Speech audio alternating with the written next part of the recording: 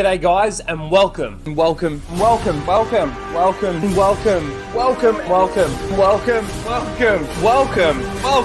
back to Casual Rage.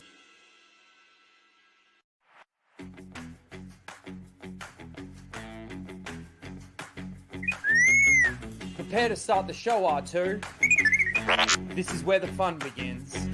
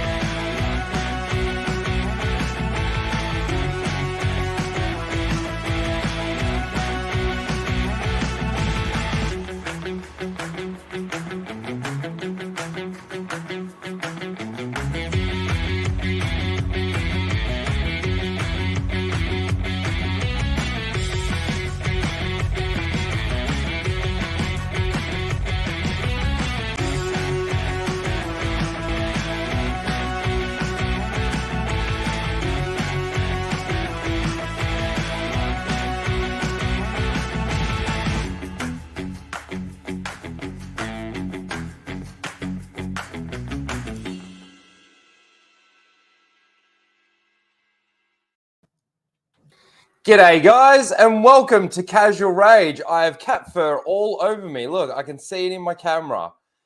Hello guys, welcome to Casual Rage. I hope you're all doing well. This is where we casually rage out about the topics of the week. And of course, this week we've got another beautiful breakdown of Ahsoka episode 7, the second last episode of the season. And wow. It was quite lackluster, to be honest with you. If I was being completely truthful, it was boring, it was lame, and it was filler. But somehow still the bestest ever. Don't get me started on the bestest ever, man. Like, it is absolutely a disaster. But we'll get, obviously, right into it. Of course, we have the beautiful Anna, that Star Wars girl. How you doing? Thank you. Good. That episode was monumentally boring. Mm-hmm. And I've got a couple of examples that I kind of want to give today in regards to like what they could have done in this episode that would have actually progressed the story forward. But of course, it depends on where they want to end this. And I'm out of predictions in regards to where this is going to close off. We've got one episode left. I'm sure that it's probably going to be a long episode, that last one, but who knows? Grant, how you doing? Sorry, I'm muted. Yeah, I'm doing good, man. As I said, that was the bestest episode ever. It was so short and it was over quick, so therefore it's 9 out of 10, based purely and simply on the fact that it was short. So yeah. Well. Oh, and also, before we get into the actual raging sort of thing, your man Arbru just did something really nice for you. What did he do? He dropped 5 memberships. Yep. Awesome. I can't see. Hang on. Let me see if I can scroll up and see who he gave them to. Oh, I got him here if you want. Yeah. Sorry. I'm just trying to find him. Sorry. To scroll through. Yeah. Go for it.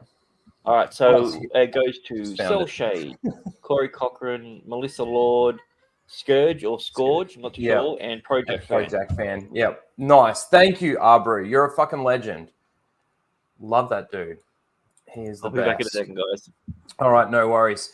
All right, let me quickly say hello to the chat, and we'll get through this. Obviously, Anna will probably bail out in a couple of hours because she's hosting the Jack Show, which will be on today. After I finish here, I'll go over there and we won't talk about Star Wars. How about that? No, we will. We'll torture Cecil. Yeah, okay. That sounds good. We've got Adam. Now, Adam, I did see your big essay. Unfortunately, I saw it this morning when I woke up. I honestly haven't had a chance to read it, and I will read it. I did read your first one. But in regards to taking stuff from that and discussing it or, talking about it during the stream, I'm sorry, I haven't had a chance to read it yet, but I certainly will. We've also got Holocron Library Fox. How you doing? We got John 42. John 42. Keely Chow's here. Melissa Lord, all the usual suspects. Superman 82. Jet Sparks. I think that's right. We got Patrick T's in the chat. How you doing, Patrick? Good to see you. Cell Shade, of course, is here. Mike Hill, the great Mike Hill. How you doing, Mike? Good to see you. Hasbro's, Black Metal. How you doing? The Gatekeeper's Daimyo. Good to see you as well. How you doing? Star Wars Marvel Purist is in the chat. Tillium's here. And all you beautiful people, I hope you're all doing well. Let me just get a couple of these before we get into the discussion. Of course, the Gatekeeper's Daimyo became a member. Thank you very much. Appreciate that. We've got Mike Hill with a member chat for 22 months. Jesus, has it been that long? Wow. Ezra is the real Skywalker. Really? Oh, God. That. For rejecting his lightsaber. Yeah, well, yes, we'll talk about that. That's for sure. Well, Everyone's a Skywalker except for Luke. We can't have men wielding lightsabers in Star Wars. That's just wrong. The thing that got women, are you crazy? The thing that got me with that is he's like, no, I don't need it. You need it. Like, you've been training. The Force is my ally. And then he just gets beaten like, oh, so dumb. Anyway, we've got the Fractured Filter. How you doing, dude? Good to see you. He says, roll your dog in this for 3-month membership chat. Roll your dog. Good luck with the boring ass app. Yes. Yeah. It seems to be what everyone's saying. It was a pretty boring episode. So even some of the people that were... They loved it and they watched it twice. I've seen some of that, but even a lot of the people that were like really praising this entire series sort of took a step back on this episode. A little one, not big. I've seen some really weird takes where it's like, oh no, this is good. The fact that you have an episode that's the calm before the storm, that's going to make the next episode even better. And I'm like, no, that's not how it works. Again, we'll get into it. Let me just get this. Russell Hall, how you doing, Russell? For $2 says, don't forget, it's Banana Suit Tuesday. Is that something to do with you, Anna? I thought that you. So I let it slip that I used to wear suits to weddings, and I got a yellow suit, and I wore a banana shirt with a black bow tie to a wedding, and I guess I agreed that if my campaign passed 100,000, that I would wear my banana suit on the Jack show. So I have to wear it tonight. And I was hoping Russell would forget, but he's Russell, so he doesn't forget anything ever. Yeah, you're asking the wrong bloke to forget the wrong thing. Do you want to see how bad this is? Yeah, kind of do, actually. We've also got Drunk 3POs in the chat. How you doing, Jay? What's up, Drunk? Good to see you, dude. Okay, are you ready for this? Yeah, right, full screener. All right, hold on. Oh my lord, that is a banana suit. I know. Why? Dude, that was a time in my life where I had more friends that were girls than friends that were boys, and all of them were like, "You look so good," and all my guys was like, "What the fuck are you thinking?" But I went out to a wedding. I hope there's not too many pictures. There's some. Coming next year, Anna's full suit calendar. Good to see everyone here. Adam, I will get to it, I promise. I do read your chats. Let me just scroll down a little bit more and just see if there's anything I missed. Jace as well is here. Christian's here. You're all here. Soul Assassin, good to see everyone. What are you sharing here, Grant? Apparently next week they're going to be bringing in the multiverse for Ahsoka. So I just thought I would just give you a quick preview of it. Oh, okay. Ahsoka, the Force of the Mortis daughter, is still with you. Who is that? Potential. And now the entire galaxy sees what an incredible Jedi you've become. I've learned from my past mistakes, Whose face is that? and I won't let history John repeat Cena. itself. John Cena. The galaxy is a puzzle, and I hold the pieces. You are merely a piece in my game. It is John Cena. There you go. John Cena. John Ahsoka. All right. Let's still appeal to that Asian market. So, Yay. yeah. This is going to be so much fun. Yeah. I just want to bring this up. Sorry, I wasn't ready for this one. Bring that back. All right. So I guess let's just start off. Anna, what was your thoughts on the episode? Like, what? I was really frustrated at the fact that like nothing was happening. I was trying so hard to stay awake, like so hard, and I just kept like not looking at my phone, and I just kept nodding off. And I stared at a spot on the wall, and I realized that spot on the wall was more interesting than this episode, and I missed the entire fight. And so I had to rewind it. I was like, I have to watch it again. But so, like, Balin just going, oh, yeah, I have my own path. You go fight them. And she's like, bitch, what?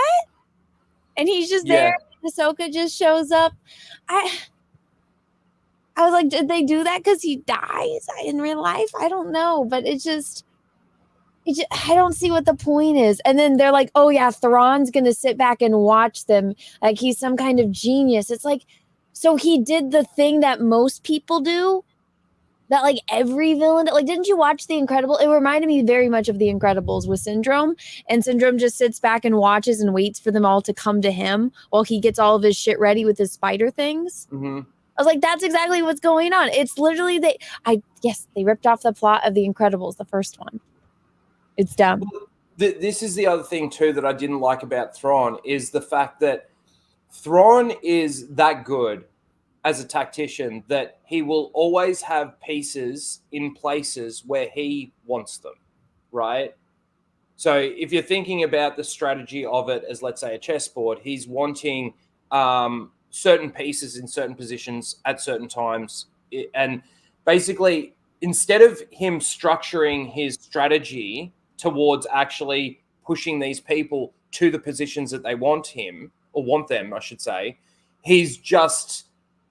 it's almost like he's doing stuff, but it's taking a chance on where they're going to end up or what's actually going to happen. They try and, in regards to like when Ahsoka's hiding in the debris field or whatever you want to call it, the bones, and then he asks them to open fire and is like, oh, I know where they're going, but do you really know where they're going? Like, obviously, Ahsoka had to use the Force to track down Sabine, but, like, I don't know. It just didn't come across as really well done when it comes to Thrawn for me. Yeah, you hit the nail on the head with that one scene, because he's just like, all right, we'll let her pick her own path. That way we'll always be one step ahead of her. I'm like, that's not how that works. That's not how that works. Yeah, the dialogue in there didn't match up with what was actually happening either in regards to exactly that. Because I'm like, this is the thing about Thrawn. Thrawn has backup plans. His backup plans have backup plans. He has contingency for his backup plans, and his main goal is not always what he's shown. I haven't finished all of the Heir of the Empire and the Thrawn trilogy and everything, but the way in which he's written in there is so much more better. Like, to the point where I'm even questioning, is Thrawn even a bad guy? Because he's so intelligent, so charismatic, and no, he's not. He's really not. He's just trying to build up the best army because he knows what's coming. Mm-hmm. Yeah. Because he could tell the sequel trilogy was coming, so he was trying to defeat it. Like, I mean, I'm on his side. Like, well, that was the biggest problem. That was the biggest problem with this episode. Is it's like everyone's read the script. All the characters, not the actors, all the characters have read the script, and it's so obvious because no one's got any like real problems. I know that we've been talking about this over the last few weeks in regards to this show. Like, when they're under attack, it's like, it's not really this major issue, or it's not really a situation that they've got to stress about, or And it comes across through the screen as there are no stakes in this because everything's going to be okay in the end. So, like, there's a couple of elements to this episode that I specifically want to get to. I do just want to point out, you're absolutely right. There was no character arcs, and there has been throughout this entire thing. But this episode being the second last episode of the season, for there to be absolutely nothing in this episode, like, and I mean absolutely nothing. And I'm going to give examples in a sec, but to have absolutely nothing in this episode it's a joke. We've got one episode left, and where is it going to leave us? Who bloody knows? Patrick also says, anyone else notice the lack of Star Wars music? I've noticed the lack of Star Wars music in a lot of these Disney Plus shows. The Mandalorian is massive for that. You get this like that sort of music while they're flying into a planet or something, and it's just, I don't know. It definitely lacks in the music department, that's for sure. And you know, when you look at the original trilogy, the music is kind of like its own character. You know, the music has more, you could say, story in the original trilogy than what you get in. Well, it gets you in the mood. Yeah. You know. Yeah, and it's so important. But okay, so I mean, I think I've mentioned, but my thoughts on this episode are that it was boring, completely lackluster, and completely pointless. And we'll go through bit by bit, but the two examples that I want to use for what makes this episode a completely pointless episode is the fact that at the end of the last episode, there were two distinct moments where it ends. Sabine obviously embraces Ezra. They've, you know, reunited, all of that sort of thing. And Sabine doesn't yet want to tell Ezra that she's completely fucked up his sacrifice and what he's had to put up with for the last 10 years. And it seems that when we get into this episode, the only thing that Sabine has told him is that the Empire was destroyed. The Emperor is gone, and we'll talk about that line in a second. But the important stuff, like Sabine doesn't know that Ahsoka's coming, but she does because she's read the script. And this is my point. But she doesn't know that Ahsoka's coming. So Thrawn said to her, you've got 3 days and we're leaving, and we're going to leave you behind. So why hasn't Sabine yet told Ezra? We're still this far into the episode. They've been hanging out together now. I don't know how long, but she hasn't told him anything of any actual relevance. Well, it's at least been overnight. Well, that's right. But to come up with a plan to either sneak their way back onto the Chimera and leave with Thrawn, none of that. Nothing has actually happened in regards to that. And it's completely... Like, was her plan to just stay with him? Well, this is that's obviously not the plan. She wants to bring him back to their galaxy. But she's made zero effort to do anything about it. That's what I don't understand. Well, that's what I mean in regards to there's no progression in the story. There's no character development within the story. The arcs have stopped. And it's just things happening. It's just the and thens happening. It's and then I thought she saw Ahsoka die, and then she went, all right, stuff it. I'm just going to go be with someone. Screw the rest of the universe. And she made the selfish choice. Well, that's the thing, though, is she hasn't even told Ezra that that's what she's done. You know, even at the end of the episode where Sabine says to Ahsoka, oh, I thought you were dead. And Ezra turns to her and goes, oh, you thought she was dead? Like, you haven't even told her what happened on the Stonehenge planet with, you know, no. And this is the thing, like, even the original conversation that they had about Sabine telling Ezra about, like, the Battle of Endor and all of that all happened off screen. We just get a little recap of that conversation that took place in this episode. But the other one for me is at the end of the last episode, Shin and Balin were tracking Ahsoka, if you remember, and off on the distance on the cliff, there were those bandits, you know, the ones that attacked Sabine in that last episode, and they're looking down at Balin and Shin. And Balin says, "Oh, the enemy of my enemy is my friend." Uses that line, and he wants to recruit these bandits. That recruitment that takes place happens between episodes. It's all off screen. So the important part of why, so Balin should go to their camp. What exactly? What's your motivations? What's your purpose? What do you want? What can I give to you so that you can help me attack Sabine and Ezra? But no, it just literally cuts to Balin's being able to recruit these bandits to help him attack Ezra and Sabine. It's so stupid. Like, wouldn't they think that he did it because they've got lightsabers? Everyone's got lightsaber damage. They've just stumbled over them, over the top of the bodies. See, that's the other thing, though, that doesn't make sense, is when it's Sabine, they just fire straight away. They just attack her straight away. And then when it's Balin and Shin, it's like, no, we'll give them a chance. We'll let them explain themselves. But that explanation or that recruitment happens all off screen. It blows my mind how badly this is put together and structured together. And that's what makes this... Sorry, Anna. Worst part of it. Now, I mean, I agree with you. It's like all of a sudden they're on their side. It's like there wasn't any kind of... That would have been a great scene to show like just how sinister they are, would be them like getting surrounded and like Balin just killing a bunch of them. Yeah. Or just killing. Just be like, nope, you guys are going to be like killing their leader, right? Yep. Like just in complete cold blood, just slicing the head off, not even talking to him. Like, you're following me now. And all of them are like, fuck, okay. But no. Yeah, just something to show that recruitment actually taking place and how he was actually able to do it. Maybe he mind tricked him into, helping. I don't know, but there's got to be something more than just, oh, my enemy of my enemy is my friend. Episode ends. Next episode, charge. Like, it's so bad. And it like a lot of people out there, especially on my side of the aisle, the ones that I watch and everything, are talking about how this is cartoon writing.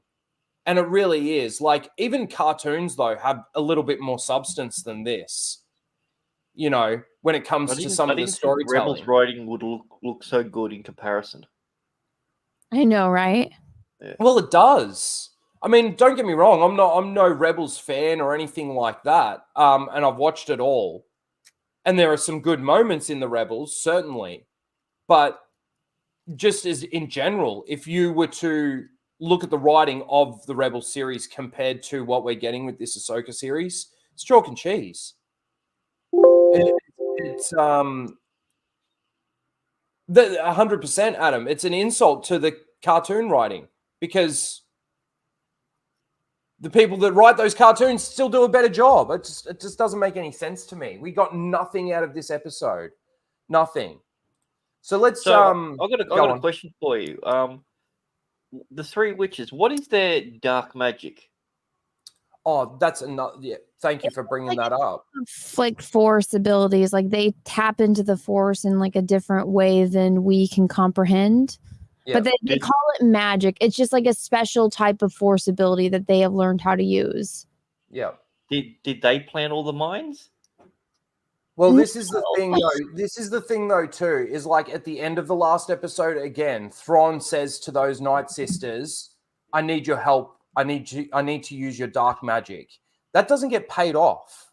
No. That doesn't get paid off at all. When did they use their dark magic? Was it just to track down Ahsoka in the debris field? That's not really using dark magic, is it?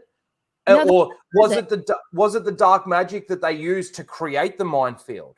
But we don't see any of that. Remember, they have to sense her in the beginning, and because she's reaching out to Sabine, that's how they're able to find her. Yeah, well, that's what's implied by it. But my point is, though, is from the last episode, there's no payoff of Thrawn asking them to use their dark magic to help him. See, I just assumed that they were able to create the mines or something because he says that we need to be prepared. for when they arrive. He says, then he goes to the sisters and says, "I need your help in doing that." And then so when they arrive and they go into that minefield, the only logical explanation was that's what the sisters did, because if they're low on resources, there's no way in the world they could scatter an entire planet with mines. But then not only that, Thrawn says to Morgan, if you see a space whale come in, kill it or destroy it with prejudice. Isn't that what happened? Like no, that was still the mines. The mines didn't do any damage. They have the big ring ship that fires, that has all the cannons. It did nothing. Oh man, it's so bad. Like even when Ahsoka leaves the whale and then she's being chased by those fighters, we already know that the fighters can't do any damage. But again, they're chasing them for the entire episode. Other than them when they get into the debris field and they land and they then sense Sabine. As soon as they come out of the debris field, they're being chased. As soon as Huyang drops off Ahsoka, they're still being chased. The entire time throughout this entire thing, they are being chased and not that no damage. Huyang just happens to be one of the best pilots. They've got multiple ships after them, like not just one chasing them where they can maneuver out of it. They've got multiple ships chasing them for the entire time. It is so, I don't know. Like, people want to say that this is for kids. I don't even think kids would get enjoyment out of this. They're like, this is dumb. Yeah. This is so fucking dumb. It blows my mind that people can sit there and say that this is peak Star Wars or anything along those lines. It's beyond me. It's absolutely beyond me. Well, that's because you have a brain. Yeah, I know. It really help when you're Disney Star Wars. I don't know. We're still watching it, so how much of a brain do we really have? Well, that's true. No, but we're watching it so that we can basically sit there and say how much this isn't Star Wars. How much we suffer. Yeah. Mike Hill for 5 says they have more personality in Rebels than on Ahsoka. I said that. Oh, go ahead. I know. I was going to say that really tells me how much the animators actually worked. Oh, yeah. To give those characters personalities. Because if you go and look at like the script, whenever Dave Filoni writes it, and then you go and look at one of the episodes that Dave Filoni wrote for Rebels or the Clone Wars, and the vast difference is like, yes, it's still a kind of a cringy script, but the way that they animate them, I'm like, the animators, we can now see how hard they worked. Because with humans, it's like there's not somebody sitting behind a computer away from Dave Filoni controlling their face and their bodies. It's the actors, and Dave Filoni's like, no, that's fine. That's fine. Yeah, just do that and go walk over there and do that. Here's my cowboy hat. Yep. Well, I've said from the very beginning of this show that the characters, the live action versions of these characters aren't anything like their animated counterparts. No. This is why I don't understand those people out there that say, oh, if you really, really want to get the most out of this Ahsoka show, go and watch maybe some of the Clone Wars and go and watch Rebels. Yeah, let's get mad. I sit there and go, if you watch Rebels, this still won't make any sense to you. Yeah. But this is the one thing that I don't understand. This is what I've really only seen with Disney Star Wars. The only way that you're going to enjoy a product is by going and consuming more of their product. That makes zero sense. Like, it's not going to work, because that's the reason why the Let's Get High Republic failed, because you had to do all your fucking homework with different things here and there just to understand one panel on a comic. Like, it was so dumb. It's a dumb model. You know what's funny? That one guy that was writing for the High Republic that blocked me and made a big thing about him blocking me. He's like, I blocked her because she was bothering people in my comments. I'm like, no, I wasn't. I didn't even know you had a Twitter until I saw you were blocked, or that you blocked. Yeah. He unblocked me and followed me and unfollowed me. No shit. Yeah, the British dude who's like, I reviewed his comic and I'm like, that's not Saber's work, man. Oh, yeah, when it's going down the... Yeah, I'm like, that's But then again, who knows? Lightsabers don't damage anymore. I know. Well, we'll talk about that as well. The fucking... lightsabers. Adam just throws something out there. Thrawn should have had those mines ready years ago and have them there when Morgan first showed up. He's trapped on this planet Well, that's another thing. I'm like, Thrawn would have like assessed everything around. Thrawn, honestly, if Thrawn was in another galaxy for 10 years, you're telling me he wouldn't have his own fucking army and armada already built or like in the process of being built? Thrawn just sat there for 10 years. Give me a fucking break. Yeah. But the fact that, like, you know, I don't know how many opportunities he's had to kill Ezra. I mean, this is the other thing too, is a lot of shit has actually still happened off screen. When you think about the 10 years that they've been there, we've had the dialogue to explain to Ezra from Sabine where the galaxy's at the moment. Obviously, nothing of any relevance or of any importance has been mentioned, but she's at least updated him. But we haven't heard anything of him updating her on how he got away from Thrawn when they arrived at this place, how he's been able to hide from Thrawn for 10 years or anything like that. You know, none of that sort of stuff. I mean, apparently Thrawn had directions, to Ezra's last known location and gave that information to Sabine. So was there a treaty? That's the only thing that makes any sense, because like I've heard people point out, oh, he must have killed a bunch of stormtroopers because he's wearing a bunch of stormtrooper dog tags. But like, I mean, that would have been interesting to see. Like, if they did a flashback episode when he he's got a whole heap around his neck. Okay. So I mean, that would have been cool to see. Like, you know. But then again, they'll be pumping up, a male character in Star Wars. I don't like doing that anymore. But see, I'd argue that fucking Ezra isn't even a male character. He's just a little bitch at this point. Like, he was always an annoying kid. But I think the fact of the matter is that I think being alone for 10 years on a planet essentially like that would change a man, especially if it's as dangerous as they say it is. Yeah, well, it doesn't seem too dangerous. It just seems that there's bloody bandits there, and the rest are like little crab people that he can live with. Primitives. Elf. Like, he's just happy about everything. Like, oh, hi. Oh, you got here. You don't want to tell me? Okay. Yeah. But also, too, like the comedic moments or the like, I'm sorry, they didn't land for me. Like, especially the bit where Ezra says to Shin, like, hold on. The Shin says open fire, right? And all the stormtroopers hesitate when Ezra says, wait. Like, okay. I know. But then not only that, he's like, oh, you want to take us as prisoners? Take us as prisoners? Take us as prisoners. You want to kill us.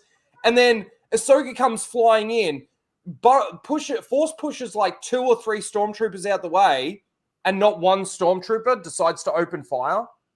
I know. Not one. Yeah, but Ezra said wait. Oh, man. They were surrounded by, I don't know, what, 20 troops? How many did we see exit those shuttles that they arrived in? There's been at least 20. There's only 4, and they just repeated them over again. You can't fit 20 people on that soundstage. You know that. All right, so let's talk about the opening scene just really quickly. I know we've gone all over the place, and it probably still will go all over the place, but I forgot about this scene. Let's talk about this for a second. Anna, what do you think about this? Oh my God. I still say that guy should 100% be a Bothan. He shouldn't be some random Asian dude. Don't you notice how it's like literally all diversity hires? Yep. You got one whammon who's a ginger, you got the black dude, and you got the Asian dude and like a few aliens. Yep. It's all diversity hires. And the aliens don't talk because they're too lazy to do anything with them. Neither does he. Huh? Neither does he, and neither does Mon Mothma, mind you. The only person that speaks on the bench is him until C-3PO gets there. Yeah, no, Mon Mothma's not doing too much either. And it's like, I get it that they don't want to they're too lazy to hire Leia to come, or an actress to play Leia, or do the CGI for Leia, but I at that point, don't even show Coruscant. Have it be where she's back on her ship, and it just be hollows. I mean, that's just it's easy enough to do that, and this gave me a little bit of insight to the sequel trilogies. I now understand why Leia is no longer a part of it, because the first thing that we see her do is commit treason straight off the bat and perjury. She's lying in front of the government and the court and everything like that.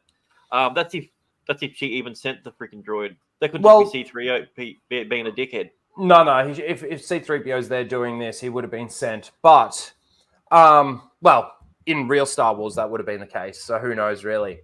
Okay, there's a couple of elements to this where I want to... I just want to break this down a little bit. I've got a fair bit to say here. So, again, all off screen, between episodes, Hera's been taken by the small fleet that was sent to collect her and sent back here. Now, this has all happened in the time that it's taken them to travel from one galaxy to another. So whatever planet they were on must have been pretty far away if they can arrive in another galaxy in the time that it takes Hera to travel from the Stonehenge planet where Ahsoka, was drowning to Coruscant. Again, their time elements and their travel time and all of that sort of thing is really, really bad. But despite all of that, imagine if we got a scene where when Hera is traveling back to Coruscant, she gets a communication from Leia saying what's going on. And Hera explains it to her and Leia goes, all right, when you go in for this court-martial, even though this isn't the actual court-martial, when you go in for this interview, whatever it is, I'll be sure to assist you because I believe what you're saying, is true about Thrawn returning or about an Imperial remnant activity or anything like that. So there is that, again, the fact that what's the most important elements and the most important conversations that should be taking place are essentially done between episodes. There's nothing there, right? We just arrive, Hera's in this interview, the guy calls for a court-martial because she disobeyed orders, and again, this entire bench, no one speaks. It's not like a conversation. It's not like a committee. It is literally this guy over here, the Asian dude, right, who is definitely coming across as the spy, right? He's working for the Empire or something. And that's it. The conversation takes place between him and Hera. And that is it. But also, too, Hera has no sense of right and wrong in any of this. Because all he's trying to say is she disobeyed orders. We said that she couldn't go. And Hera's like constantly rubbing it in his face, so snide, looking down at him from the barrel of her nose. But she also says, no, I just disobeyed you. And it's like, no, you disobeyed everyone. And no one corrects her on it. And thank you for admitting fault too, by the way. It's probably the wrong thing to say. And then the fact that she says, no, I was just disobeying you. And then 3PO comes in saying, oh, Leia Organa authorized this. Hang on, she just admitted that she went against orders. Since when do senators have the authority to do something over the military? It doesn't make any sense. There's senators in control of the military. They even say that Leia is a part of the defense something or other. Yeah, but if she's part of the defense thing, she'd be underneath the council, but she's coming to them as a senator, which is higher ranking. They just show these people, they don't say anything. And then that guy's hand was so messed up too. You could clearly tell that the alien was wearing a weird glove, Yeah. But see, this is the other thing too with this scene is that the guy's saying we've got no evidence, and she brings up Imperial remnant, and he goes, Imperial remnant, it's just it's kind of like using the word toxic in our world. It's thrown out there, and this is what's happening. Well, again, I want to make the argument that the New Republic has evidence. They have the evidence that they need. Why isn't Hera saying, we had Morgan Elsbeth in custody? 2 Dark Jedi broke her out and sacked an entire ship. You've got dead troops from the New Republic with lightsaber blades that have gone through them and everything Oh, did they all survive? Did they all survive their lightsaber wounds? Well, then Probably. they can tell them who did it. We've got a hologram of it. You want to see the hologram of it? We've got that because I showed Ahsoka that, in episode 2. Or you could even make the argument that at the shipping yard, the New Republic arrested people for Imperial remnant activity. You've got them under arrest for creating hyperdrive cores and at the shipping yard. Why isn't this a normal conversation where instead of Hera being this snide little bitch to this senator, right? Why isn't she saying, what do you mean we have no evidence? Do you want me to show you the evidence that I've got, that I've been able to culminate? She hasn't presented them with any evidence. Any evidence, that's right. So, like, from his point of view, it makes perfect sense that he's going... No, it still doesn't, because they've arrested people. If he's a senator on the council or whatever the case may be in this situation, the arrest that took place at the shipping yard, the sacked ship where they broke Morgan out of prison, he should know all of this information. He should already have all of this information. But okay, let's throw him a bone here, these dumb writers. Let's say he doesn't know. Why isn't Hera giving them that information? That's what I'm saying. Like, it's if you're the general, you're supposed to be giving, all the information out. You go, this is the groundwork. This is what's happened. This is the reason why I needed to go. This is the reason why. Here's the clear and present danger. But you don't go in there like she's not acting like a general. She's acting like a smug brat. Yeah. Star whales, distant galaxies. Honestly. And she looks dumb without the goggles on. It looks even worse. Somebody was pointing out, they're like, it's a little meme of her son. He's like, Mommy, why are you wearing World War II goggles? Yeah.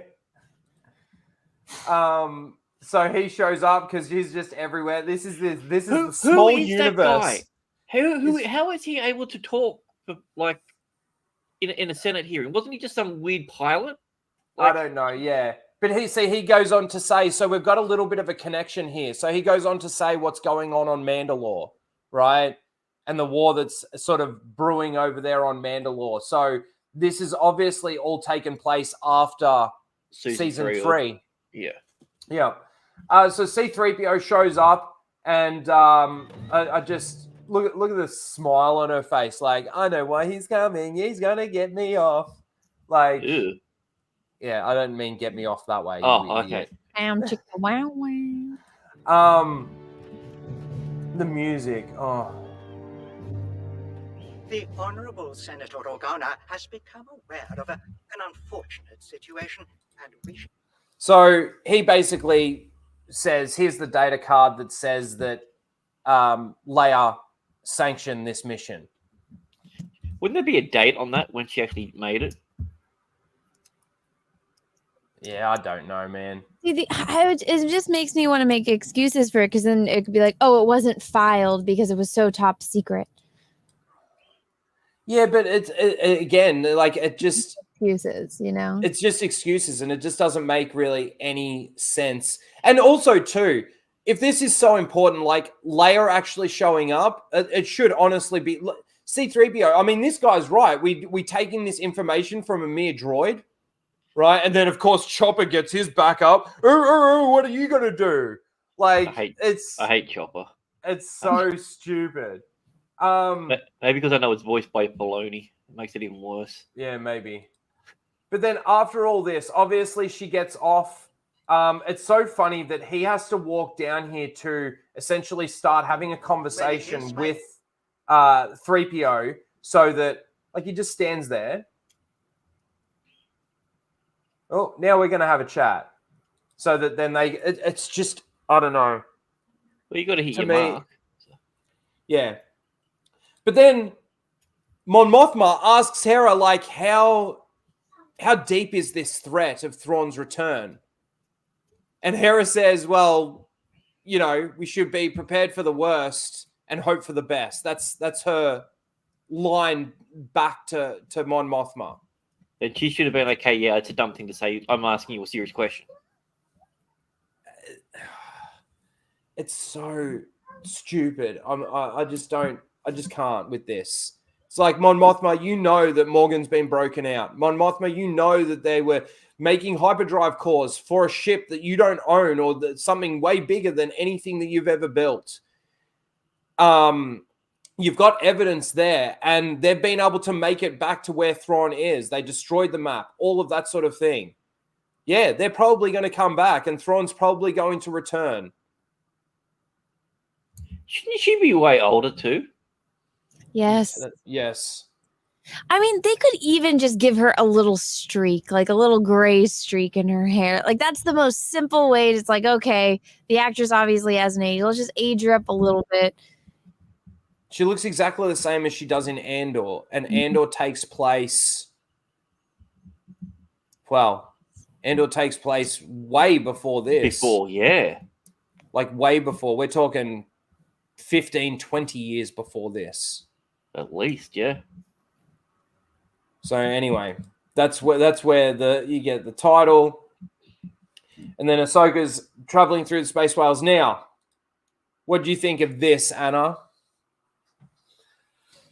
I think that's the only thing I tweeted about when it came to this episode. I'm like, oh, look, this is how we're going to constantly have Hayden Christensen back, is it's going to be old recordings. Yep. Over and over and over again. Well, she did state she has over 20. Yeah. And you saw the box full of the little data cards. Yep. Well, and I mean, she could probably get more from The temple. I don't know. They can randomly find a box of some. I don't know. They pull things out of their ass in Star Wars nowadays. But this still goes along with my theory that Obi-Wan Kenobi is going to be in the show too, because they have the action figure of her, the young one that does her face doesn't match. They came out with that action figure over a year ago. It's been up on Sideshow. They have him and they have her and Obi-Wan and Rex and Cody. So I'm like, we've already seen Rex. We've already seen. Did we see Cody? No, we haven't seen. We might have. No, we haven't. Sorry. I don't think we have seen Cody. I don't think it's just a coincidence. We're gonna get one training. We'll either get this or another stupid flashback. Well, this opens the door to anyone returning. You could have data cards of Yoda teaching lessons. You could have data cards of Mace Windu teaching lessons. Ayla Secura. You could bring back anyone you want through data cards. You know, Ahsoka goes on a little mission and she finds another little box and it's just full of Mace Windu's teachings, and she learns. Now, so it's like a video game. You get those are the little Easter eggs that you get. Yeah. Now, what did you like? I'm curious. What do you think of like the lightsaber forms here that she's practicing? Did you really have an opinion on the way it looked, by chance? I mean, I couldn't unsee this after I saw this video on Instagram of how they're standing on the table, because earlier that's where the table is, and so it's like they even wash that. But I don't know. When it comes to fighting, as long as you're not spinning around so that way they can kill you, it doesn't really make too much of a difference to me. But I'm not a fighter, so I don't know like the technicalities of if they're doing something wrong or right. If she was doing her makeup, I'd have a lot more opinions. Fair enough. Well, my thoughts on this specifically is it did look like, I've seen even in the animated stuff, Anakin, when he's practicing the forms, it's very free flowing. Like the form turns straight into the next form and all of that. And this, it just seems very like choppy in regards to the form that she's practicing. But then not only that, she's coming across very like angry when she's doing this. Like, let me play a little bit of this. That's the one thing that I picked up on. It's just like, what? I thought she was all past all this anger and shit with Anakin. Like, yeah, she's Ahsoka the White, isn't she? But like, let me see if I can. Let me play a little bit of this.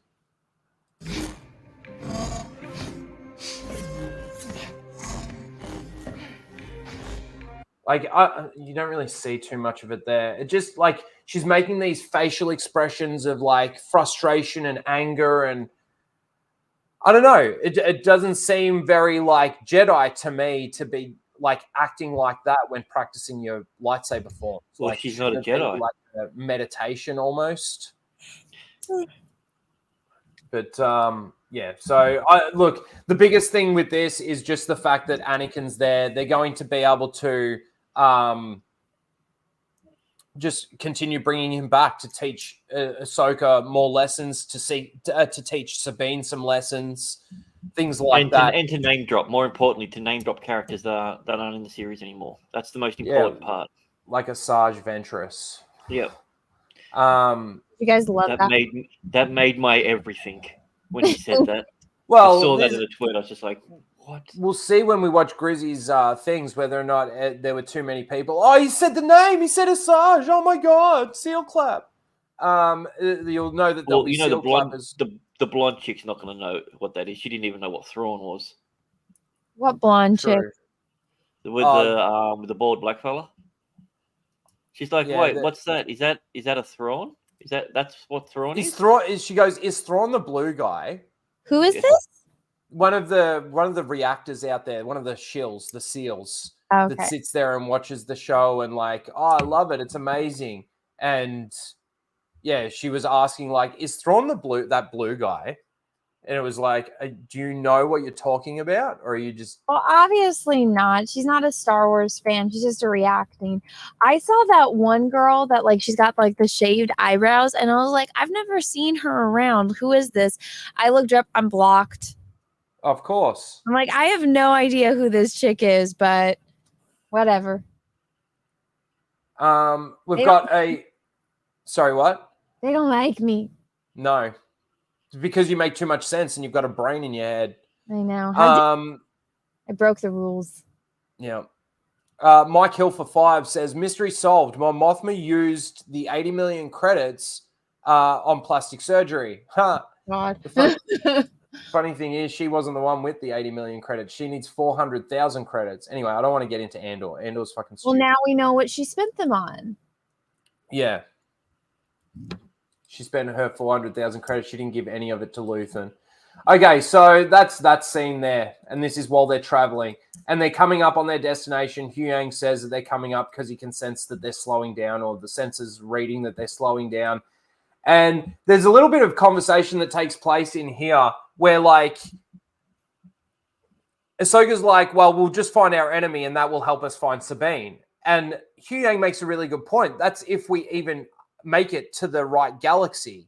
Mm-hmm. And this is where, again, the stakes and the way that they make the audience feel just isn't there. Like, okay, what if they did end up in the wrong galaxy? So let me just give you a little bit of an example. Let's say they were to end up in the wrong galaxy, and where they end up, there was a minefield, right? And the minefield was set up from an old war a long time ago in a completely other galaxy. They don't know what it's there for. But then the space whales decide to jump into hyperspace again, right? And then they end up in the correct galaxy. Yeah, that's what I'm saying. Like, it was really weird that they knew to get off there. Yeah. Because he says we have no star maps for this area. And their response is, well, we'll just find our enemies. With what star maps? Yeah, but not only that, how do you know that your enemy is even in this galaxy? I know. It's not like if she did the thing where she was trying to sense Sabine or something like that, you could at least, it'd still be dumb, but at least it would have a little bit more explanation. Yeah. You can't get explanations. This is Disney Star Wars. I don't know. That's right. So, of course, the space whales start getting blown up by the mines. And again, the mines do absolutely no damage. And when they get out, the whales jump off into hyperspace again, and these guys are left to the minefield. And the minefield does absolutely nothing. There was also a weird reaction when, the space whales, the creatures that brought them there, are getting blown to pieces and everything like that. And Huyang's gone, well, at least they're giving us a bit of cover. And I'm like, that's kind of a dog thing to say. That was evil. Yeah. I was like, oh. And then when they fly off, and then Ahsoka's like, oh, you had to open your mouth, didn't you? I was like, wait, what? Like, they literally, the only reason you're here is because of them. I know. And you got them killed. Yeah. Well, none of them actually died. But then they're chased by the ships that don't do any damage.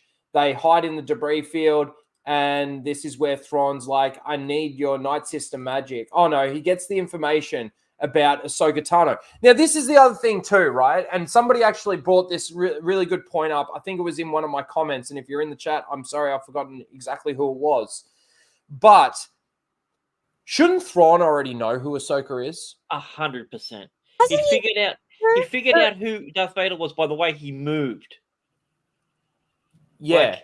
He's smart enough to know information. But this is the thing. Like, he's fought and confronted Ahsoka before, hasn't he? And she was a part of the Rebels team when he was doing any research on the Rebels and stuff like that. Surely Ahsoka he would know who Ahsoka is. You would hope so. And the fact that out of this entire data card that he's given, all the information of Ahsoka, the one piece of information that he actually takes from it is that she was Anakin Skywalker's apprentice, right? Like, okay, I want to give you an example here of how I think Thrawn should react to seeing all the information that he's got on Ahsoka Tano. And all of this has come from the Jedi archives. I don't know how they've got that information, but they've got that information. So he should be saying, oh, okay, so she was founded by Plo Koon. I know actually how Plo Koon was killed. Maybe I can use that to my advantage, right? Get her all emotional about, Plo Koon and the Jedi Order failing. Yes, okay, she was Anakin Skywalker's apprentice. I know, because everybody in this galaxy knows what happened to Anakin Skywalker and how he turned to Darth Vader and all of that sort of thing. I could use that to my advantage. I honestly think the way in which they're playing it, he doesn't know that he's Vader. It wouldn't surprise me if that's what they've done with him. He just knows it. He just knows it's Anakin and how good Anakin was. Yeah. But like, the thing is like, he should be taking all of the information that he's got at his disposal and trying to use that to his advantage. And the only piece of information that he takes from this is that she was Anakin's apprentice. And I just feel like, again, the way Thrawn is, the way he's supposed to be, isn't necessarily the way that he's being shown in this series. Really isn't. So they obviously hide in the debris field, as we mentioned. And this is where we get the conversation between Ezra and Sabine in regards to like a recap of what they've already discussed. And what they've already discussed has no relevance or importance to what they need to do. Look at Sabine there. Does it look like they're in any sort of hurry to get out of there? No. Sabine at this point in time thinks that Ahsoka is dead. She thinks that the only way that they're going to get out of here is to go back to Thrawn's ship, right? The only hyperdrive resources that they've got to get back to their own galaxy is through the ring, in Sabine's mind. But she's just sitting there laid back. Ezra's like, oh, the Empire died. The Empire crumbled. And she's like, yep, Battle of Endor. And then there's the line, let me see if I can... Well, I mean, even with that, I'm like, oh, references. Oh, yeah, you guys remember the Battle of Endor? Remember that in Star Wars? I remember. Yeah. See, he's saying, how did you here? And she's saying, what? And he's... Fun. How'd you find me? It's complicated. It's complicated. Sabine. How do you think Ezra should react? Honestly, when Ezra finally finds out that Sabine is the reason why Thrawn's going to get back to their galaxy, and Sabine is the reason why the sacrifice that Ezra made and this entire 10 years that he's been stuck on this planet was all for nothing, how should he act when he finds that out? Should he feel betrayed by Sabine? I would think so. But is he going to? Or is it going to be... He's going to apologize to her for making her have to make a hard choice like that. If I didn't bring him over here, you wouldn't have had to do this. This is all my fault. All she has to say is it's complicated. No, it's actually not that complicated. How I found you is that there was a star map that was made thousands of years ago for where Thrawn was going to end up a couple of years ago. Ahsoka found it. She brought it to me. I figured it out. We had a little bit of a tussle with some dark Jedi. They killed. I cut my hair. They killed Ahsoka. I gave the map back to the bad guys because all I wanted to do was see you. And then Ezra goes, "What? You gave the map to the bad guys? You gave the map to the Empire?" So hang on. The entire Empire is back here with a way to get Thrawn back to our galaxy? Yes, I'm sorry. I And the ship's leaving in 3 minutes. I didn't know what else to do. I was fated to make this decision. It was fate in Ahsoka's eyes anyway. How should he react? I'd be pretty pissed after 10 years. It's like, bitch, I sacrificed myself. And Yep. this is what happens. Yep. So then not only that, but we get this line. Usual level or worse? Hang on. No. Getting home is kind of important. Well, we could talk about something else, I guess. But you know, Hang on. Is it before all of that?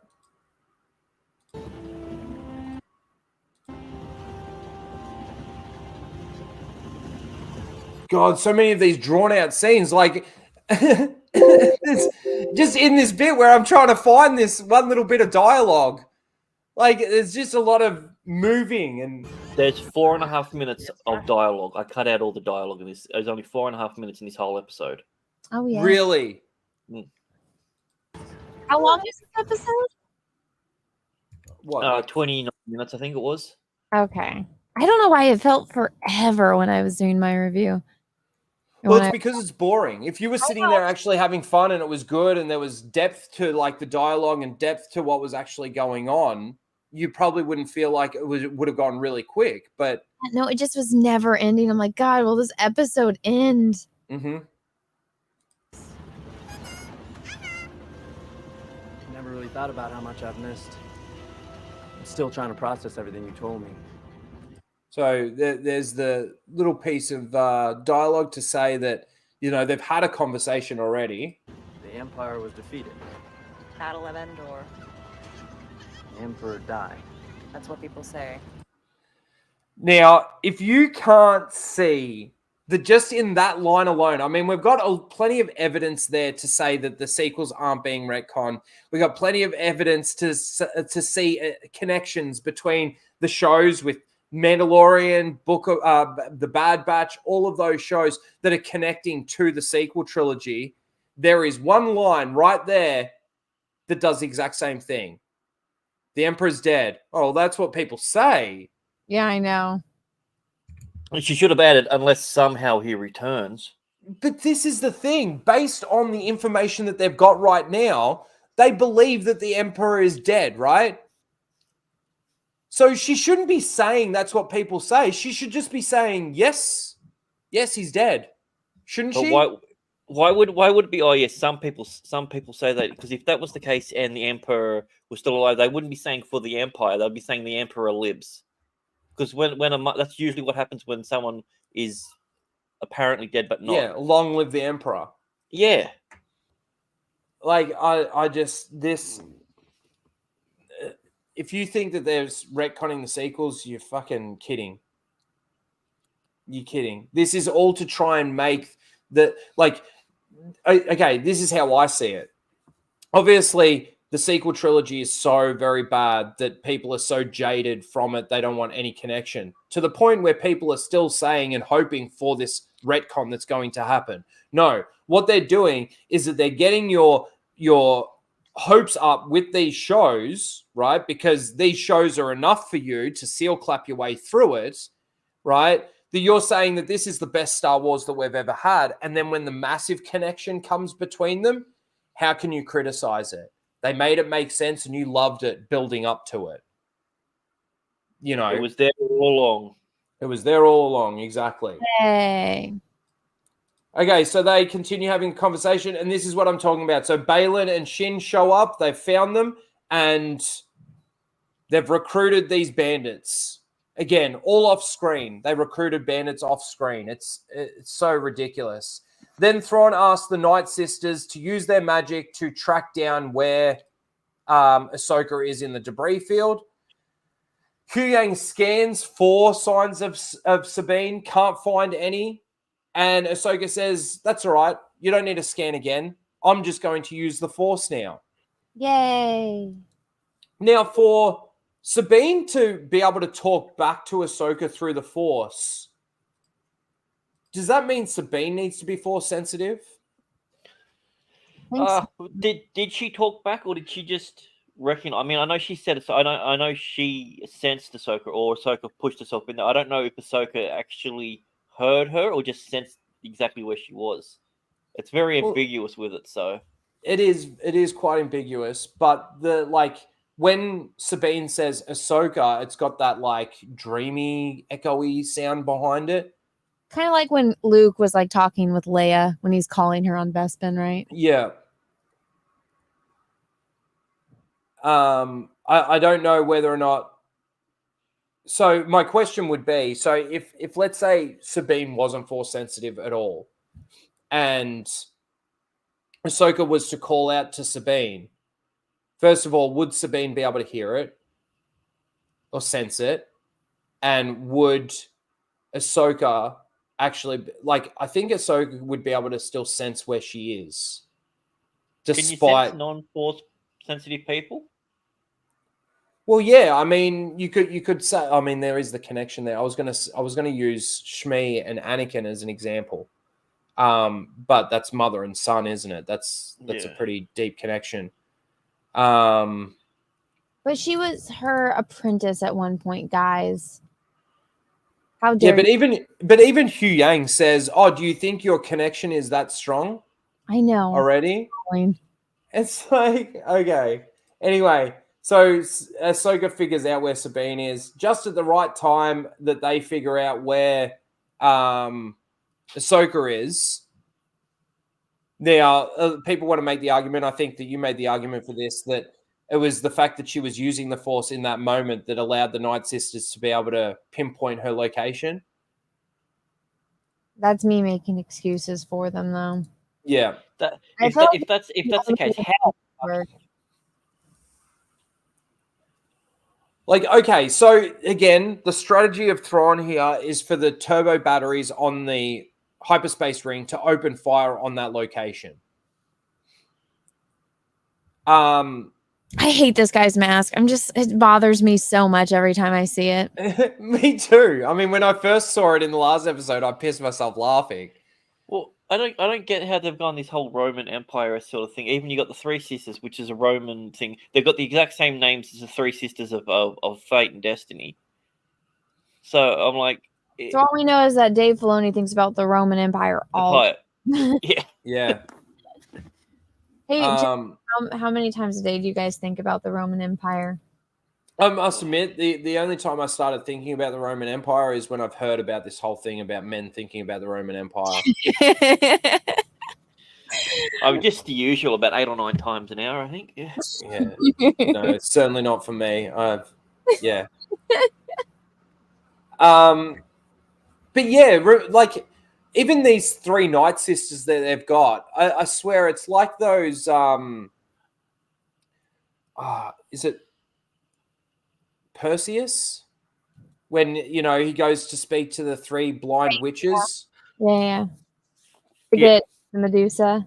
Yeah, it just makes me think of that, and it's all just part like of the same mythology. It's a trinity of everything. But because most people won't know, they'll go, "God, he's so clever to come up with this. How does he do it?" Patrick T makes a really good point here. For $5, says, "Is Sabine still painting, decorating all over things? Haven't watched the Ahsoka show." So, Patrick, that's actually a really good point. Even when Sabine gets to these crab people's homes, she always had her spray cans. She always had her spray paint with her, right? Why haven't we seen even a bit of development or a bit of character motivation for her to paint or leave a mark behind on, let's say, one of these things' homes or something like that? She starts bringing some color to it. None of that actually exists. And this is exactly what I'm talking about when I say that these characters are nothing like their animated counterparts. That's a really, really good point. There's nothing there. And it's kind of like what Anna said in one of the earlier episode breakdowns, where it would have been good for even as opposed to Sabine getting stabbed, maybe losing her hand, right? And getting a robotic hand, and she has to now learn how to paint again. She's lost that ability for her artistic, side of her to come out because she can't paint anymore because she lost her hand, and she's got to relearn how to do that. It would make sense being a part of the Skywalker legacy. Yeah, it's shallow on the surface when it comes to character arcs or character development or anything like that, but it's still something. Yeah, because I mean that would explain why she's not good at it. Because if they really want to have the actress, if the actress herself isn't good at like painting or anything, that could be a sense of her frustration, and that would be a reason for her to hate Blondie. Is like, this bitch cut off my fucking hand. Yeah. You want to know the reason that I've heard? It's because without Ezra around, she doesn't have the motivation and love for beautiful things anymore. Oh my god. That's so stupid. She painted the mural. I know. I know. She was the one that fucking painted that mural. It's so dumb. Anyway, so Thrawn just says open fire on that location. And then all the attacks start. So they come out of the debris field. They then are chased by the ships. They notice the, Shin and Balin, and Balin's just like, your path is different to mine. Go off and, what does he say? Something like you're pushed by your ambition or something like that. Yeah. Your ambition is over that ridge down there or something like that. Or yeah. I can't remember the exact line, but it's stupid either way. These things sound like sand people. Just a little bit. They send some troopers down to their location. Oh, and this. That was so funny, wasn't it? Yuta! All right, so what does that mean? Oh, use your slingshot. Do a barrel roll. Oh, hilarious. That's a great freeze frame, isn't it? I was going to say, look at that face. So this just drags on for a little bit. They obviously eventually disable one of the ships, one of the houses, whatever you want to call it. I was watching Disparu, and he made a really good point. Like, she fires 2 shots, and look how close he is. I know. She misses both of them. And then finally hits him. I don't know. You could say that some of this shit's like nitpicky, but it's just silly. It's just constant stupidity. So they turn around because they disable one of them. Ahsoka's on her way down, and they exit. Then we get this. Of course, more ships. So again, I just want to point out that the ships are following Ahsoka down to the planet, and in that entire time and the entire rest of this episode, the ships are in pursuit of Ahsoka's ship and don't do any damage to it whatsoever. None. Not a scratch. And wasn't the ship like broken in a previous episode? Remember when they attacked them in space when they found the ring? Yeah. Oh yeah, but she changed the blue wire to the red wire. It's now fixed. Yeah. In the originals, like the hyperdrive was broken for like an entire movie. Yeah. Every time they go to use it, they think that they've fixed it. It wasn't working. Yeah, like that gives actual stakes, and it's like everybody knows that situation where it's like, fuck. Yeah. What are we gonna? It's not my fault. It's not my fault. Hide. Yep. So here's another like comedic moment. Again, it certainly comes across that every single person in this show has read the script, because they don't show any feeling of danger through the acting or anything like that. It's just this is what it told me that I need to do next. Well, actually, there was one bit that I actually found quite funny, and I did have a genuine laugh when she landed. Oh, when she jumps out of the ship. Yeah, dude, I love. Yeah, I know. I'm like, broken legs much? But just the way it looked, it was so bad. So this is them having a discussion about that. No need to land. Oh, not this again. Yes, this again. Once I'm on the ground, draw the fighters away. Yes, of course. Just remember what happened last time. You got the timing wrong? And didn't I feel terrible? No! That's supposed to be funny. You got the timing wrong. What does that Ahsoka, mean? The timing. You're the one jumping. That's exactly what I was about to say. The timing is based on when you decide to jump out of the ship, not based on when the ship is flying past the location. You guys, this is what I've been told. Either it's you're not smart enough to understand this, or you're overthinking it. Don't worry about it. It's not a problem. You're trying too hard. It's like, pick fucking one. Yeah, but see, this is the thing, is, okay, I just want to bring it back to the whole Balin recruiting those bandits for a second. Oh, it doesn't matter. People want to justify it and just throw it out the window. It doesn't matter. Well, no, it does to me. It does, because the last time we saw those bandits, they were just decided to attack Sabine out of nowhere. They didn't go up to her and ask her, like, what are you doing here? What's happening? Like, who are you? Nothing like that. It was purely attack straight away. And then when Balin shows up with his lightsabers at the location where there are some of their own people dead from lightsabers, that somehow off screen they just get recruited. Yep. To help Balin out. It just doesn't make any sense. So nothing about any of this makes sense. No. This is Ahsoka jumping out of the ship.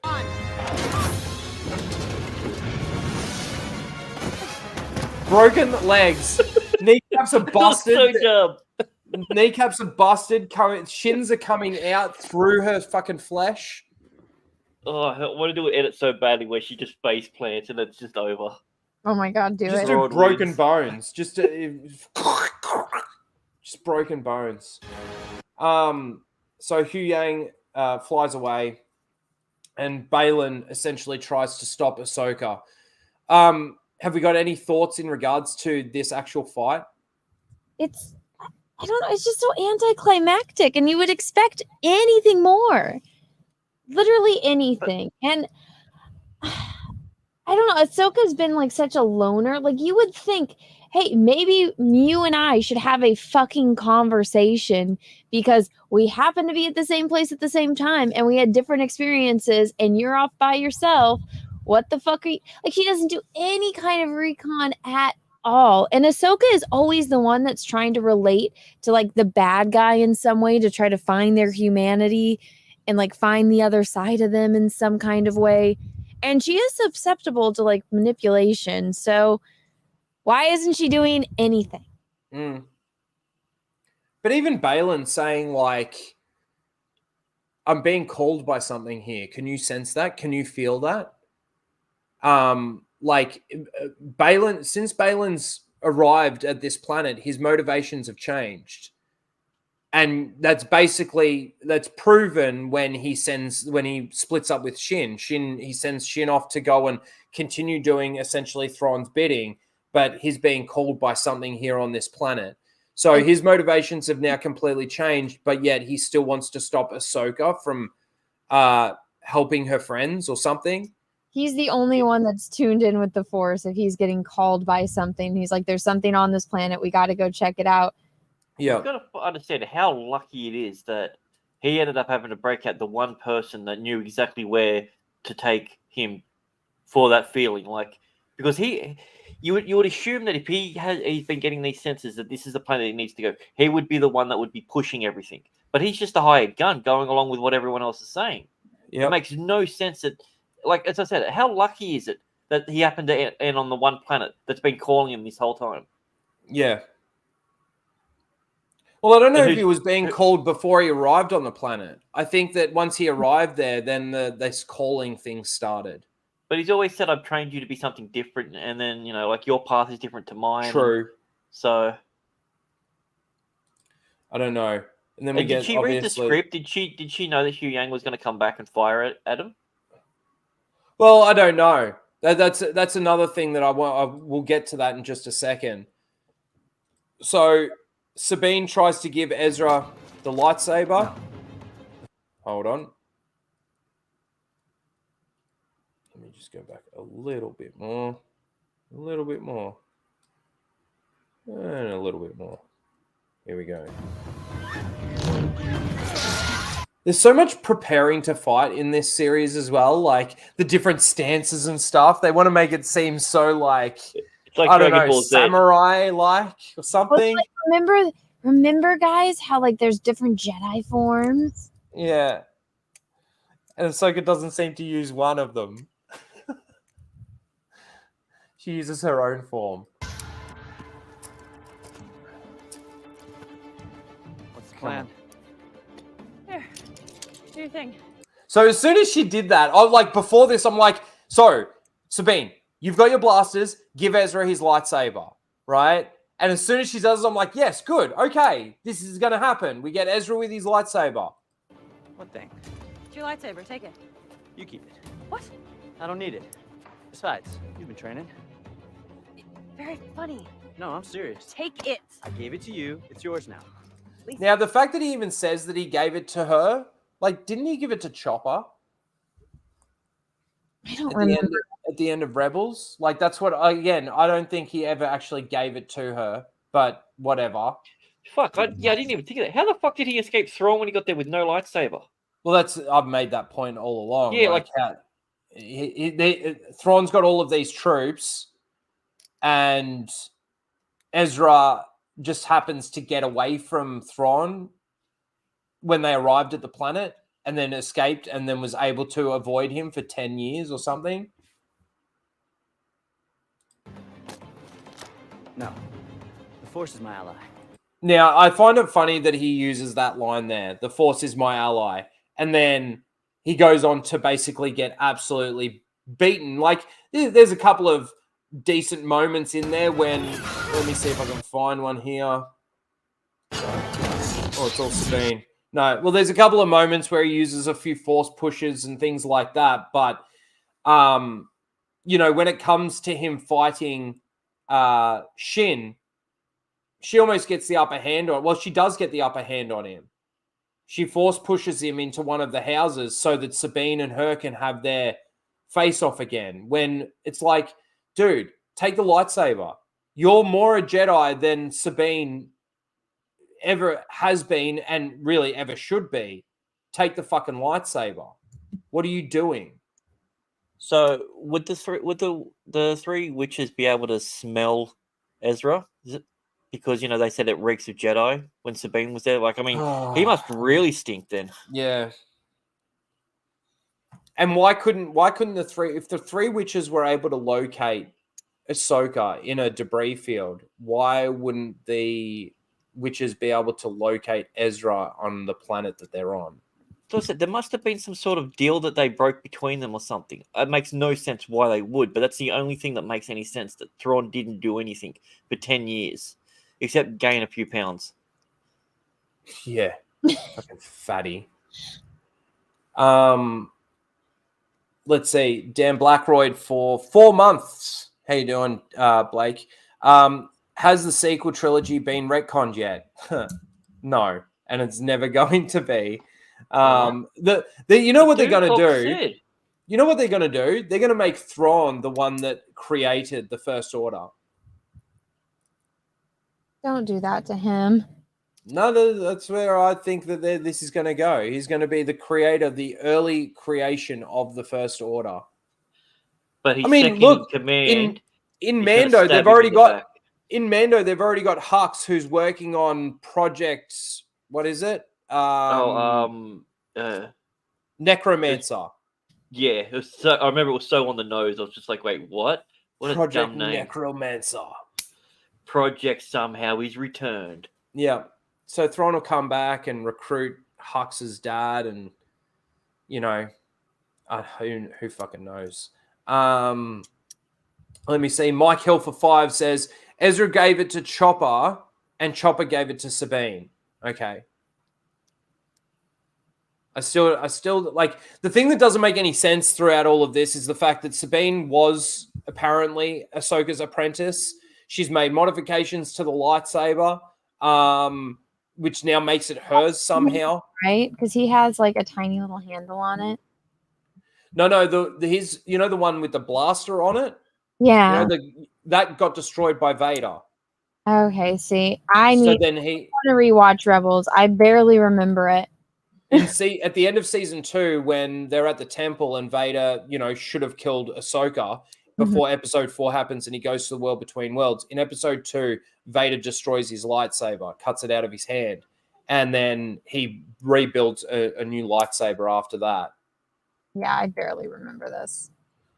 So we're back to Sabine and Baylan. There's a lot of another point that Disparu made in this moment was Baylan's got his back to Ahsoka in this exact bit, right? He is swinging around to his left, right? And Ahsoka's blocking it with this lightsaber here.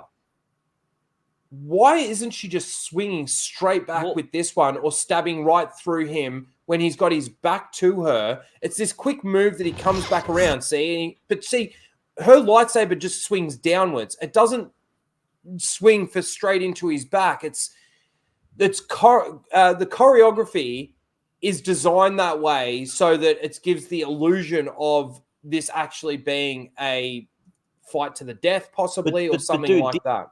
This episode, we saw her practicing this move to stab, and she didn't do it. We literally saw her doing this and practicing the stab, and she went, now that I can do it, I can't do that. I'm not going to do it. Yeah. Isn't it fun? Yeah. I will say that where is it? This bit was fine for me, like in regards to sort of Ezra's happy-go-lucky attitude. It was probably the one bit of comic relief I could say that probably did fit. Was this bit? She singes his hair. Close. Like that was fine for me.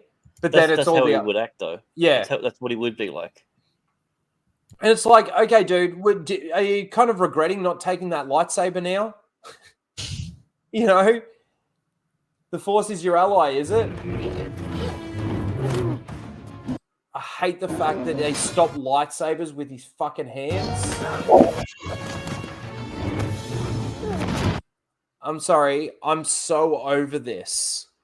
But so doesn't have to use a lightsaber anymore. Yeah, dude, during this scene, all I was saying was kick him in the nuts, kick him in the nuts, kick him in the nuts, kick him in the nuts. Like, she's got other weapons apart from that. And she just stands there going, oh, you're pushing my lightsaber. But see, like, okay, I just want to talk about a different fight for a second. Palpatine versus Yoda in Attack of the Clones. Why didn't Yoda just do something like this? I know. It hadn't been invented yet. Do you remember the build up to that actual lightsaber fight where they were actually trying to use the Force, or Dooku was trying to use the actual Force against Yoda, trying to bring the ceiling down on top of him and throwing stuff at him using the Force, and it wasn't doing anything. He even tried to hit him with some lightning, and Yoda absorbs the lightning. And then they have to pull out their lightsabers because what does Dooku say? It is clear that we can't settle this with our knowledge of the Force. We must settle this with a lightsaber duel. I'm sorry, but all of that sort of shit gets destroyed when you got stupid shit like this being created. That they can stop a lightsaber now using the Force. In that scene in Knights of the Old Republic, right? Remember when what's the apprentice's name? Which one? The chick. Which one? The one that First you know KOTOR, when second KOTOR. I think it's KOTOR. I think. But Bastila? No, not Bastila. No, I think it starts with a T. When in the clip that I'm talking about, they're on Korriban, right? And the Sith come back to Korriban, and the Master basically takes on. Oh man, now I need to bring it up. Hold on. What the point is that all I'm trying to make is that his apprentice is about to be chopped down, and he throws his lightsaber to deflect the attack, and it comes back to him. I bet the chat knows who I'm talking about. Hold on. Satele doesn't start with a T, but the T is Dude, very I just prevalent. said that. Sorry, I missed it. Yes, Satele. So in that fight, what's her master's name? I don't actually even know his name. Anyway, I call him Steve. In that fight, she's about to get cut down, and he throws his lightsaber to deflect the attack, and then it comes back to him. That is how the Force should be being used to deflect a lightsaber, not just purely putting up your hands and stopping it. And I think they implied it too. I don't know if you noticed this, but Ahsoka, when she's on the cliff of the beach, when she gets knocked down, right? And she's holding her lightsaber against Balin's lightsaber, and she's using her hand like that to like help maybe push her lightsaber, get a bit more strength behind it. How dare you question this again?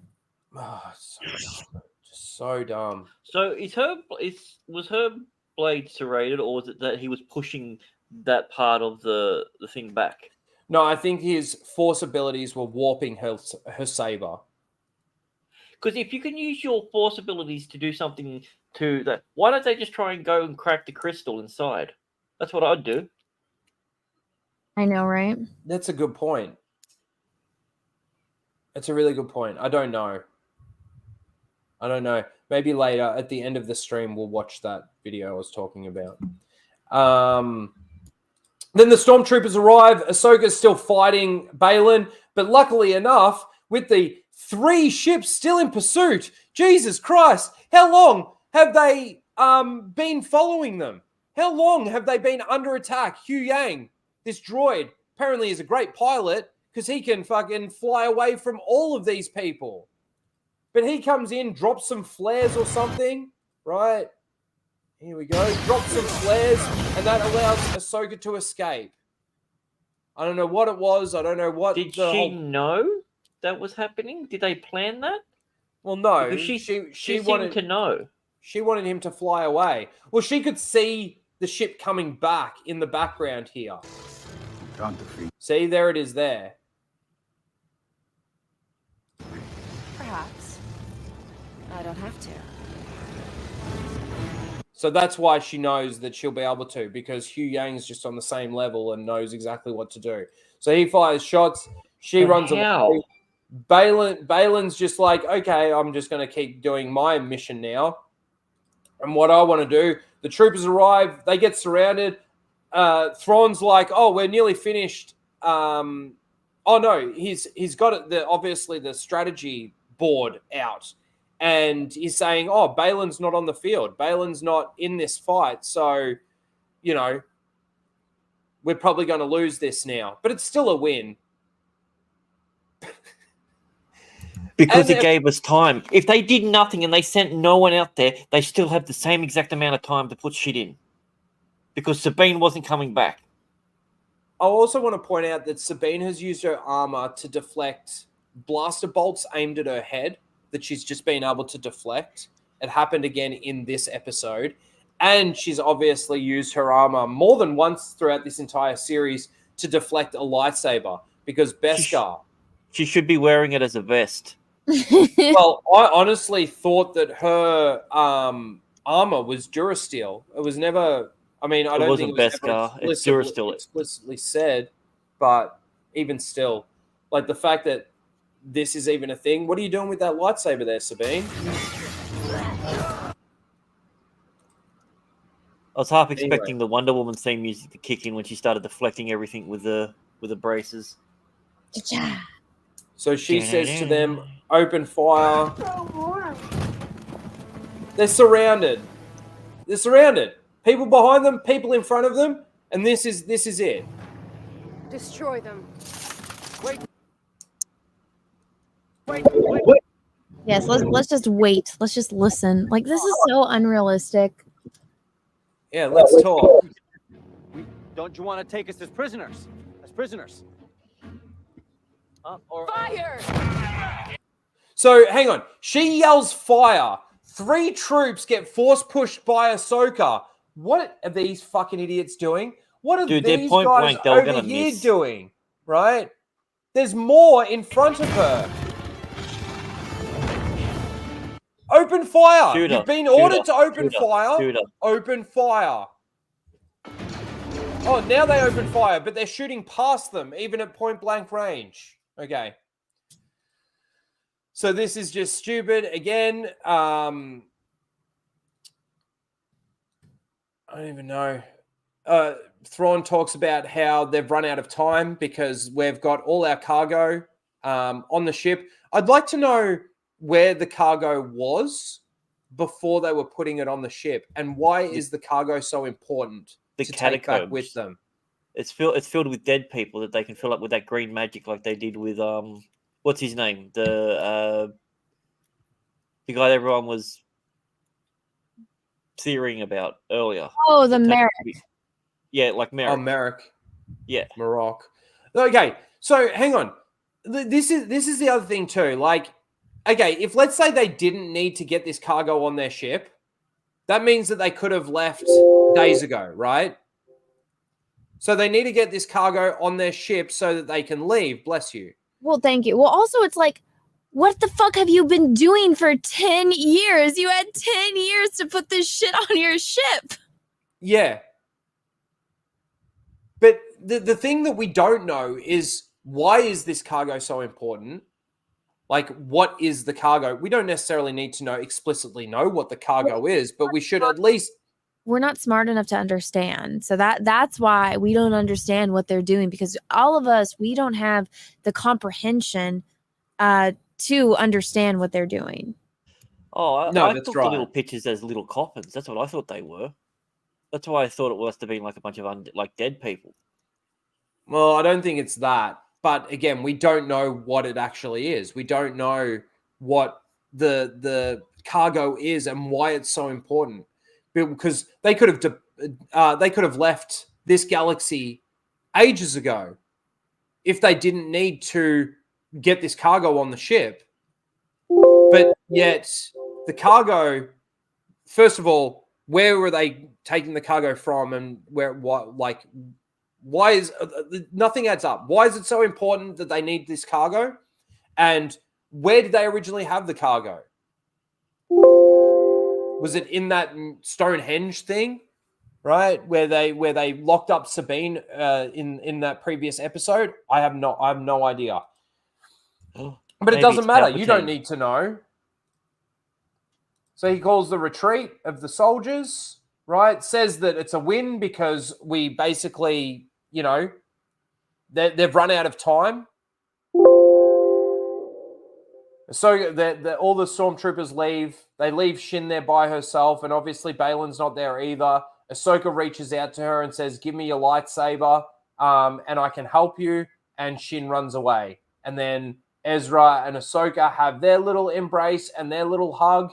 And Ezra still has no idea what's actually happening, the importance of what they actually need to do, or anything like that. He says, "Oh, it looks like I'm going home." And that's basically the end of the episode.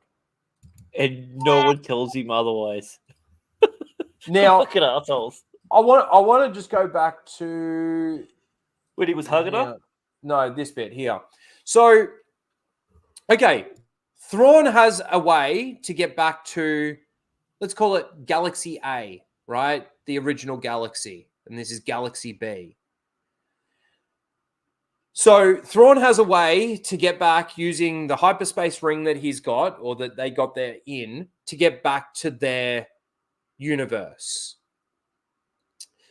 Ahsoka got there in this ship, but in a hyperspace whale. Now, it was explained earlier that just like a single hyperdrive core or something like that, you're not going to necessarily be able to travel between galaxies, or you probably can still travel between galaxies, but it takes a lot longer without having this, I mean, what? On the hyperspace ring, they've got 7 hyperdrive cores, right? Which is an odd number for something that's like a ring. You'd think it'd have to be even. Yeah. Galactic Star Cruiser has 13. 13 hyperdrive cores. Or engines. So why can't he Wow. do it then? I don't know. I guess because anyway. these ones are bigger? This is what I'm thinking in regards to how they're all going to get back. We lost Grant for a second.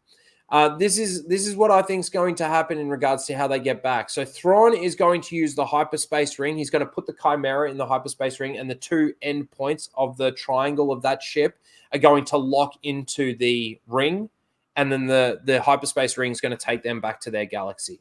Fine, I don't have a problem with that. If that's the way that they wanted to build it, and that's what they thought was going to happen. I don't know when they were building the hyperspace ring that they knew that they were going to have a Star Destroyer to actually try and transport back. Who knows how they know it, but it's fine.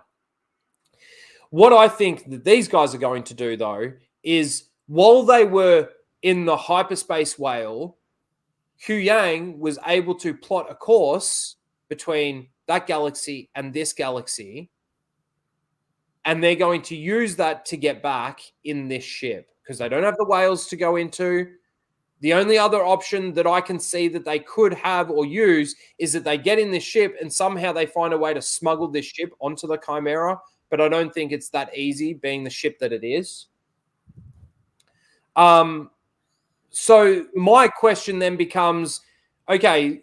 You just said that. I think they're going to do what Boba Fett did. Watch. Like Boba Fett and the Millennium Falcon where they just hide on the ship. And yeah, okay. Yeah. I see that. I didn't think about that until you just said it. But if they're not going to rely on the whales, and you know what, Ahsoka's being like, "This is a trick I learned from one of my friends," and they're going to just ride back with them. Maybe, but see, you know what I think, and this just goes to show my hope for these riders and how they're going to ride it. They'll go back in the Chimera with the hyperspace ring, and these guys are going to just plot a course back with this ship and get back like a day after the hyperspace ring arrives. You know what I mean? Like the element of time that's going to go by with their travel time between galaxies is going to be nothing in comparison to what it should be. Oh, of course not. You know, I mean, they already sort of screwed that up. I mean, in the time that these guys were actually able to travel from the Stonehenge to this galaxy, so from their galaxy to this galaxy, Hera essentially got arrested, you could say, and had a meeting with Mon Mothma, and hasn't even gone through a court-martial. It was just, I recommend that we court-martial her in this interview meeting thing. Which is so stupid. Yeah. But that's all the time that's gone by. In universe, in Galaxy A, Hera has literally gone from one planet back to Coruscant in the time that it's taken all these guys to travel from one galaxy to another. That doesn't add up. How long do you think it should take for them to go from one galaxy to another? I mean, it takes a week. It takes a week to get from Tatooine to Coruscant. A week. With a good hyperdrive. But you got to remember, this is Disney, Star Wars. Everything can happen super fast. Yeah, snap your fingers and we're there. You should have shown it where it's like, with the hyperdrive, it'll take a different length than the whales, right? Mm-hmm. Like, there should be that clarity. Like, one is definitely faster than the other. Well, it should definitely be that way. I mean, different levels of hyperdrive cores allow you to travel faster. So if you've got one of the best hyperdrive cores, it will literally take you about 3 days to get from Tatooine to Coruscant, right? But with just a average mediocre hyperdrive core, it takes roughly about a week. You can get an even worse hyperdrive core that might take 2 weeks. But remember, Dave Filoni doesn't know that. Yeah, he doesn't. Because he's an idiot. Yeah. Disney Star Wars is so shit. It really is. And again, like I said, this episode was just really bad based on the fact that everything of relevance that happened between the last episode and this episode was all either done off screen, or we haven't even gotten to the point of the conversation taking place or the importance of those conversations taking place. So again, my example for that is Sabine not even telling Ezra what the situation actually is, how dire their situation actually is. The fact that Balin recruited people off screen. Sorry. I would buy that Ezra isn't like pushing her, is if they hooked up. You know, because he's been trying to bang Sabine since he first met her. And if she like just distracted him by like banging him and they were hooking up, then he's like, oh, cool. Oh, how'd you get here? And she just distracts him again. Takes like, his mind off it. Yeah, I know what you're saying. It definitely would have given it something to stop that conversation from taking place. But I still don't really like it. It's I like... don't either, but I feel like that's the only way for it to make sense. Yeah. I mean, this is twice now that Ezra's asked, how did you get here? At the end of the last episode, he asked, how did you get here? Or, you know, whatever. And she's like, can I just be happy? Can I just be happy? It's like no, Sabine, stop being a selfish bitch and fucking actually explain the dire situation that you're in. You've got 3 days to effectively get your fucking asses back to Thrawn so he can either kill you or you can get back to your own galaxy. You think Ahsoka's dead. Nothing adds up. Nothing makes sense. And that's why it really comes across that these characters, not the actors, the characters have read the script. It's that bad. Yep. So going into the last episode, and this is what we get for the second last episode. It is complete filler and nothing actually happens. Yeah, you see stuff happening on the screen. When people say nothing happens, nothing in the story has progressed. That basically, where the characters were at the beginning of the episode is the exact same position that the characters were by the end of the episode. There's been no progression. And the best example of that is Sabine not telling Ezra what the situation is, just updating him on world events that have happened since he left, but not actually giving him the information that he needs right then and there. So, being that this was the second last episode of the season, have you got anything, Anna, that you can possibly predict that's going to happen in this final episode? Like, where are they going to leave this story? The closest I can get is that it's going to be them hiking back or, hitchhiking back. That's about it. As far as the plan, I don't fucking know. I'm not a retard. I feel like you have to be a special type of person to like this. And I don't even think they know what's going on. It just seems like a jumble fuck. At this point, I'm like, they are definitely laundering money because there's no way that they're coming up with this and be like, this is genuinely good. Just like millions of dollars went into this. Millions. And this is what we've got. I know. It just... I can't. I don't understand. I genuinely don't understand.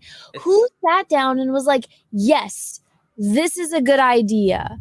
Let's do this. Yeah.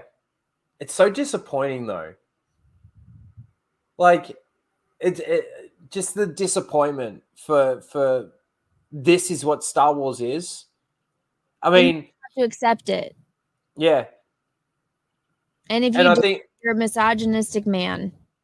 And I think like a lot of people have mentioned that, Star Wars is now just self-referential. It's just, it's as long as you get those jangling keys, that's all that matters. As long as you get the lines of the Force is my ally, that's enough in the dialogue, to make these people happy. And I honestly don't see any rewatchability to these shows. You No. know, I mean, have you rewatched any of the other shows? no.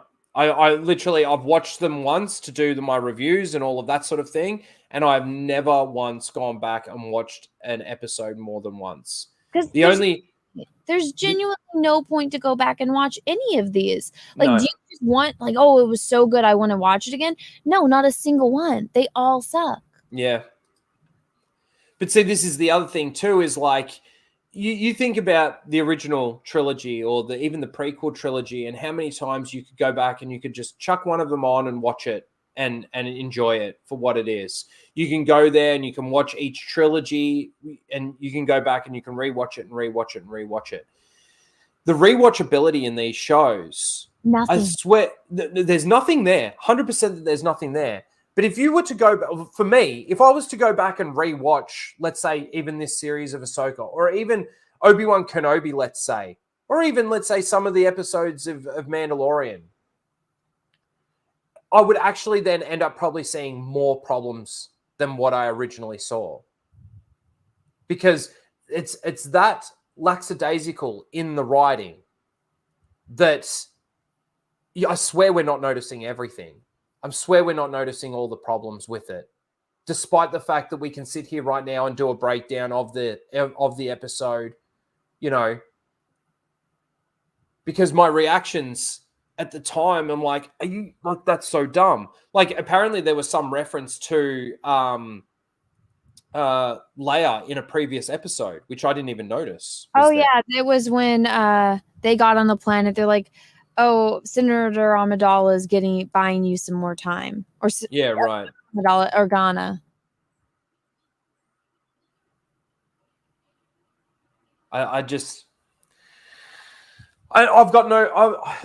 I've got no prediction for where the last episode's going to end. Well, is it just like going to be 1 2-parter episode, or is it just done? Like, this next episode is the last episode. The next episode's the last episode. What? There's 8 episodes, and 2 more. No. Oh my god. Not that I've heard, not that I've seen. I've only heard of 8 episodes, and this is the second last episode, and next week is the last episode. And that's why I couldn't believe what we actually got out of this episode. I honestly can't believe it. Like, that's it? The characters haven't progressed at all. Like, they're still, their knowledge and their understanding of where they are in the universe and what's actually going on in the universe is exactly the same as what it was when we started the episode.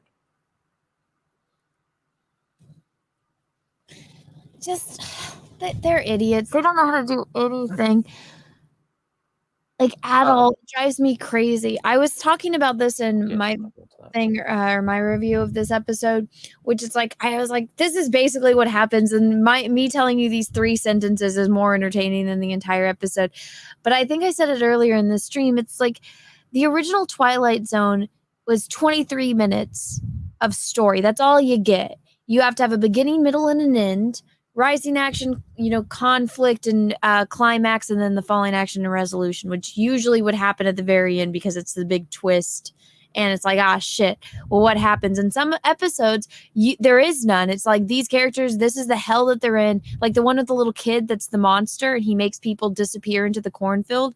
Mm-hmm. And what's left of Earth is just this tiny little town. And you just have to be happy because if you bother the kid, he'll make you disappear. And so it's like, so it's either you're miserable in hell, and this is like, we're just seeing into a glimpse of it, or some shit happens, and it's like, wow, crazy how you could tell an entire story in 23 minutes. And even like when you get to season 4 of The Twilight Zone, when they expanded it to an hour, I think it got significantly worse. Mm-hmm. Because it's like, no, like it worked because it was so short and simple. Like the one where they, with the gold. Did you watch the whole Twilight Zone? No. Okay. I just spoiled it. Well, so there's this one episode where the guys, they robbed a bank. They have all these bars of gold and they're hiding out in the desert. And one of the guys is a scientist. He's with 3 criminals that were his henchmen, and he's the scientist. And he devised some kind of like sleeping pods. And he's like, we're going to sleep for 100 years. And we're going to wake up and we're going to be like, obviously nobody's looking for us. And we'll have all this money and we'll be able to live like kings in the future. And so they wake up in 100 years, but he's with 3 criminals. So they start killing off each other.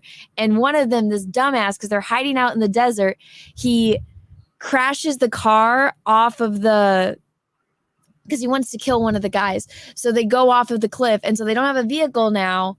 And so they're in the middle of the desert. They have to hike back to civilization, and they only have canteens and whatever they can carry of gold. And one of the scientists forgets his canteen. So as they're hiking back to the town, he's like, well, if you want to drink from my canteen, you got to give me gold. Mm-hmm. And so, spoiler alert, but it ends with like the scientist beats the other guy to death, and because there's no more water left, and he's got like 1 bar of gold left, and then he dies of the heat, and somebody finds him, and they're like, oh, what does he have? Oh, gold. Oh, we don't even use that anymore. That's so obsolete. Yeah. So it's like, shit. All that for nothing, really. Yeah.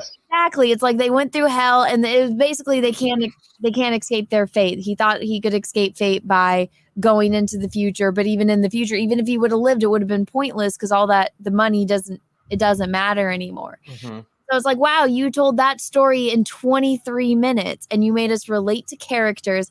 They were all bad guys, but you do sympathize with like the scientist who's like kind of fat, because the other guys are so more despicable, and you're like, oh, but he was smart. He almost got it. And then it's like, well, it was all for nothing. That one fucking episode is more interesting and is more like depth and like you're the risks and the characters than all of Ahsoka, all of Disney Star Wars in that one fucking episode. And that's not even the best episode. Mm-hmm. It's called Exactly. Well, see, this is the other thing too. I think a lot of people are making the comparisons to One Piece at the moment, the live action One Piece. I watched that, and I thought that manga and anime is not my thing, but I watched it, and just the character development, just the character motivations, all of those elements are brought to life so well. These characters and the way it's written is just done so well. But by the end of it, like I'm thinking to myself, the only one person that we haven't seen the backstory on is Nami. Like, what's going on with her? I want to know. Like, which one is she? She's the one that tries to save her. She's the one with the red hair. She tries to save her village. She gets the Munchkin spoiled it for me on what her thing is. But like I said in Flashcast chat, I turned it on while I was cleaning because my in-laws were like, we're coming over to your house tomorrow. I was like, fuck. So I was like scrubbing my floors with a toothbrush, and I just was like, all right, One Piece is on. Flash said we're probably going to review it, so I turned it on. I wasn't that interested until the plot got very interesting all of a sudden. When what's his face showed up, and I was like, who? The dude with the little sword. Oh yeah. Really hot dude. The sideburns. I got very interested in the show. Yeah. And he's like a villain. I was like, for him. One Piece, it surprised me. Like, especially being that it's Netflix, and apparently Netflix has done some really bad, live action animes and mangas and stuff like that with Cowboy Bebop and a few others. So it did surprise me a little bit that it was. Everyone that's working on it is a fan of One Piece. That's the difference. Like the main character, he's been reading it since he was a little kid.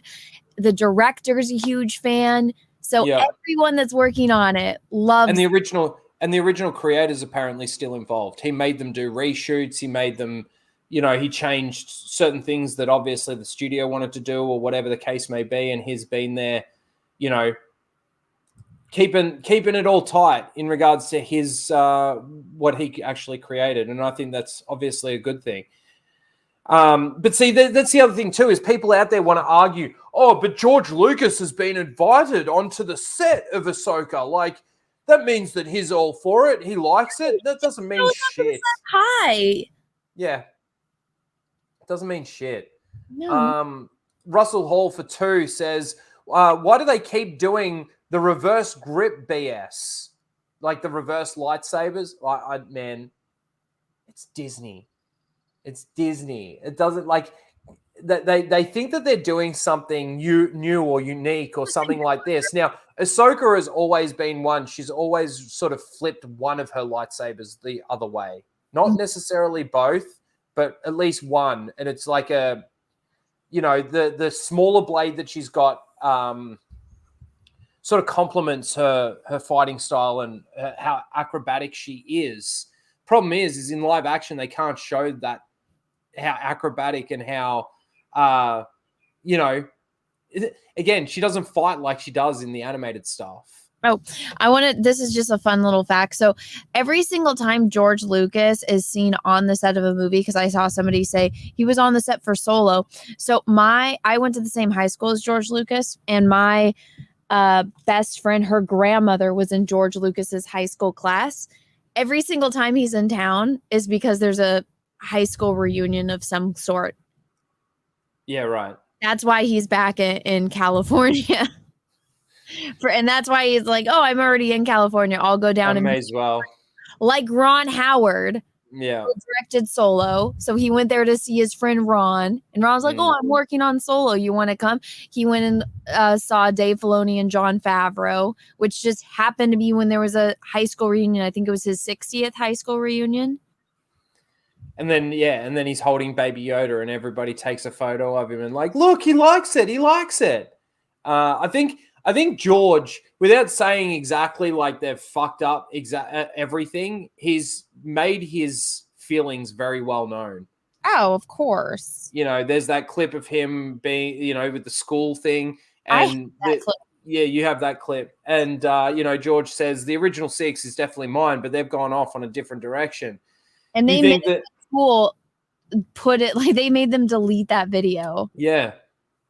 Isn't that crazy? All because his wife was giving a class. And I'm surprised nobody, because they're all like commies in some kind of way. And his wife in that clip, if you actually watch the entire video, she's like talking about how great capitalism is.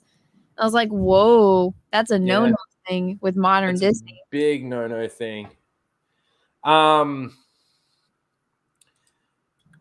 Macadama, I don't know if I'm saying that right, for $10 says Adam Wilkinson. That's obviously directed to him in the chat. I don't know what he said before this, but it's the same thing. They use major characters to hook people into these woke shows. I think that might be supposed to be. The Marvel TV shows, Disney, Star Wars. I knew Thrawn would show up near the end of the series.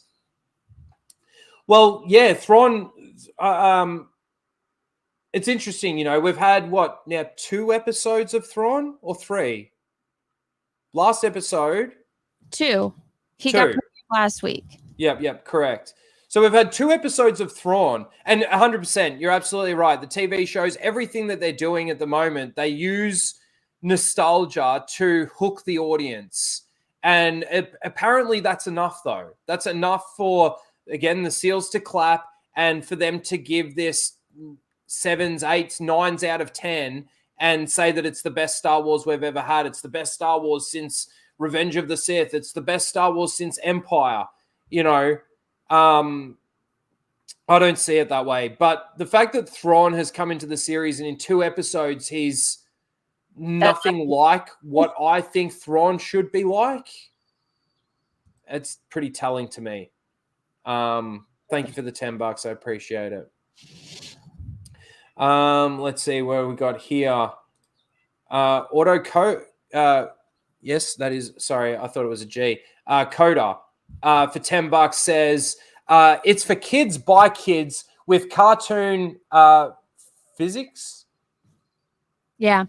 And plot. Just the only decent characters are the adults, and they're the baddies compared to Skarsgård's badass Luthen and Luthen and Andor to 15-year-old Sabine. No, she's supposed to be like 25 now because it's been like 10 years. Correct. Yeah, so she's in her 20s. Yeah, I do. This is the thing. A lot of people are using the comparison of Andor. Right now, Anna and I are definitely outside of the circle when it comes to Andor. We both think that it's...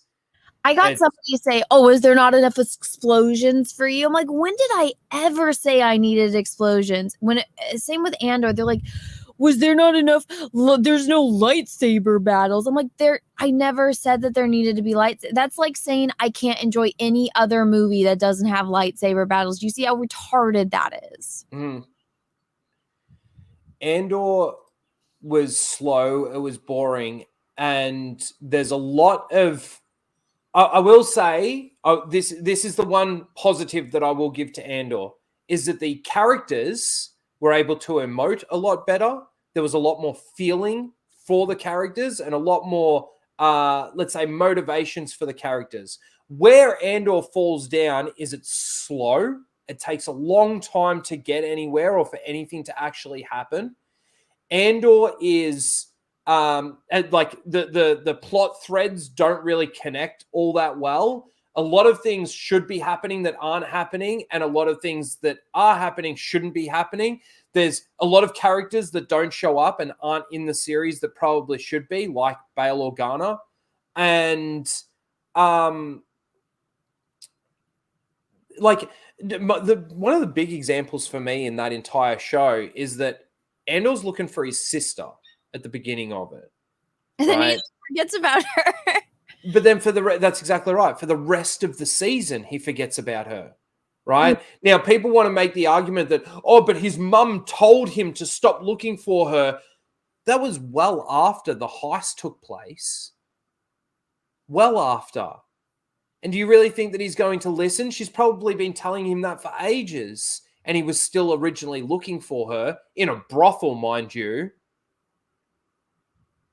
Like, there's just a lot that doesn't really add up in regards to the characters and the way the characters were acting and some of the dialogue. I'd say, yeah, it's probably the better stuff out of everything that we've got. But again, in saying that, it was slow, it was boring for me. And well, it really wasn't. It doesn't make sense. So they took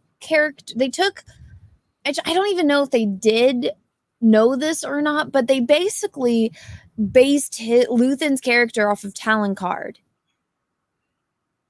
who's one of my favorite character. Luthen. Andor. Oh, Luthen. Yeah, okay. Yeah. He's like a 99-cent store version of Talon Card. Yeah. And Talon Guard is far more interesting. Like you said, when you go into a shop and it's like, oh, here's all these relics. I'm like, he's got fucking holocrons? Like, you are telling me he's on the same planet as the Emperor and Darth Vader, and this motherfucker's got fucking holocrons? And you're telling me the Emperor's not over there banging on his door, stealing that shit from him? Like, that's... Well, it's not... Anna, it's not just the holocrons that have force sensitivity in them. I know. He's got Starkiller's armor. He's got the rocks that the wolves showed to Ezra to get into the world between worlds, somewhere where Palpatine in Disney's canon wants access to. And he's got the rocks, the tablets with the hands and the fists and the this and the that on there. You've got the holocrons. There's so much force sensitivity, so much that should be in the Emperor's office. Yep. Like, here's the Emperor's collection of all of his shit. I would understand if he's got some stuff from like different planets that we haven't seen. Like, oh, here's some like, I don't know, branches from a tree in Kashyyyk. Here's like stuff from Theed. Here's the Queen's old robes. Like, here's stuff from people that aren't force sensitive. But no, here's all of this shit that you know for fucking sure the Emperor would have confiscated that he sensed it. I'm like, he had a Jedi Temple Guard's helmet. A Jedi Temple Guard's helmet. He had one of the shields from the Gungans. What did he do after the Battle of Naboo? Did he go to them and go, "Oh, can I just buy that?"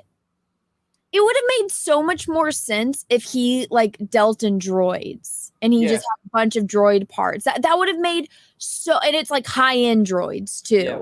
So, you need this special type of medical droid, or you need this type of protocol droid. And he's got all the like little gadgets, and he is the place to get high-end droids. Yeah. And so that would have made sense for Mon Mothma to go to him. Oh, I want like the one that speaks all the languages, like C-3PO. Something like that. Maybe that's where C-3PO got his red arm. Sense. Yeah. Well, it's all there for this. How long have you been waiting to click that? A little while. Yeah. But it is. It's all there for that. It's all there because, oh, look, holocrons. Oh, my God. He's got holocrons in his office. Well, so that would make all the little Easter egg videos. Yeah. It's like the things you might have missed. Well, so I think that if they would have had, if they had all this shit in because it seems like this was just their prop room, let's just put a bunch of props. But if they had, some of Padme's old dresses, that was her, I don't know, the dress from the end of the Phantom Menace, where she they had Padme's headpiece. Which one? They had, the old one? Yeah. I saw that. We'll see that's more things. It's remember that chick that died? The senator? Here, we have some of her stuff. But do you reckon if Vader and the Emperor were to infiltrate his office because of all the Force stuff that's going on in that room, and Vader was to see Padme's headpiece, he'd fucking kill Luthen in a second just because he has it. I know. That would have been funny if he stole the necklace from Padme's dead body. Oh, could you imagine that? Warren saw it and he killed him and then crushed it. Yep. But see, again, a lot of what they did in Andor doesn't make sense like a lot of the other shows. It's the one thing that clouds people's judgment on that is that the characters are actually written reasonably well.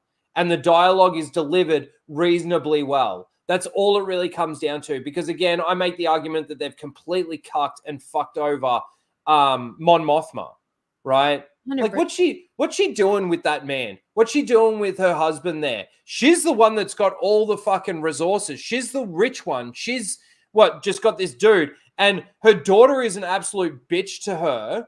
Her daughter's worst. Yeah, but see, the daughter, for her to get her 400,000 credits that she embezzled from herself to give to Luthen, she's got to sell off her daughter to a crime lord or something that she doesn't want to do, but she doesn't even check all the avenues that she could. She hasn't gone to Luthen and said, Luthen, I've been embezzling money from myself. I'm in trouble. Have you got 400,000 credits that you can pay back? Oh, yeah, we just pulled off this heist. We've got 80 million credits. Here you go. No, she doesn't go to Luthen. She doesn't go to Bail Organa, the richest man in the galaxy, and on her side and say, Bail, look, I've been embezzling this money. The Empire's going to find out about it, and I'm going to be placed under arrest if I don't find a way to cover this 400,000 credits and put the money back. I don't know why. That's actually where the stakes are, but that's what they're telling us throughout this story, and goes to Bail Organa and says, Bail, I need 400,000 credits. None of that actually takes place. It's no, you need to sell your daughter. Okay. And then I would understand if even the daughter was in on it and she's like, Mom, I can't do this. That would have been fucking interesting if she's like, Mom, I really have to go through this. And she's like, yeah, we have to. Because your dad's the enemy and to survive, we have to. That would have been a way for it to be okay, well, at least it's some kind of character moment. But no, it's a fucking idiot. How the hell did these people beat the Empire? I don't know. So dumb. But they're even moving forward, with what we're seeing in this Ahsoka show. The New Republic is fucking inept.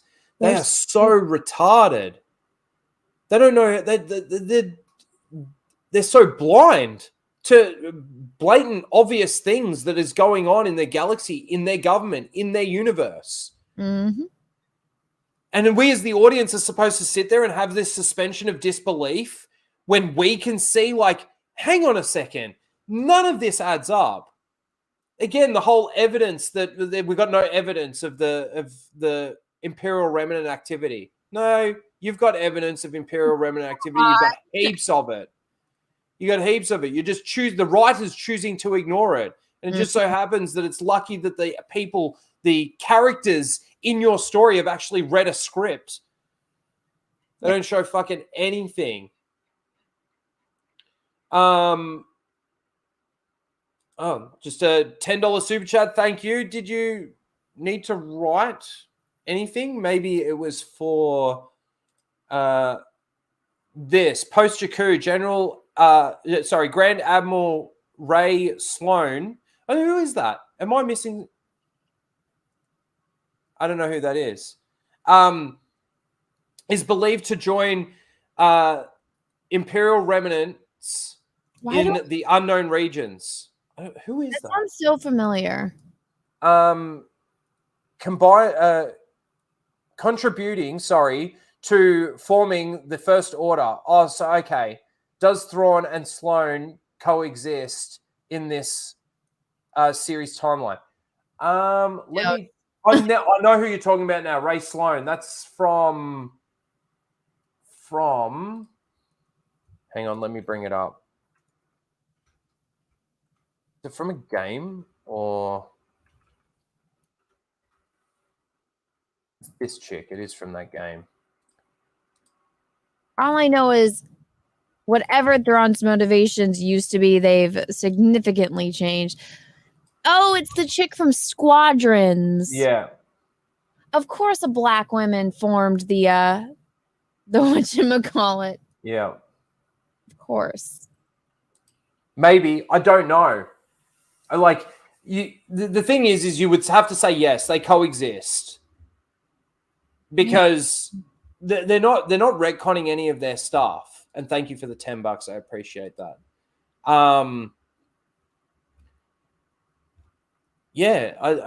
We'll have to wait and see how they tie everything together, because it is going to obviously tie together. And the little drops of this and there, even in this episode with Sabine saying that that's what they say about the Emperor being dead.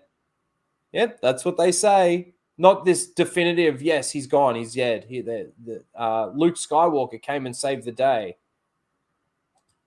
Man, that Skywalker can't do anything right, can he? No, he can't. Yeah, so I had a power outage. That's right. Dare you? Yeah, I know, right? I was in the middle of making a really good point. I thought I'll write it down, and then I thought, no, I'll remember it. And no, I don't remember what my point was. This is all of your fault. Yeah, I take responsibility. I want to just bring this up because obviously Twitter is where this series is made for the Twitter people, right? Okay. So they can spurg out about it. And this was something that came up. So this is the first time Sabine and Thrawn have ever met face-to-face. Now, I think that's a true statement, right? I don't think they ever met face-to-face in Rebels. I don't remember. I don't. However, they've been in the same room, though. I'm sure of it.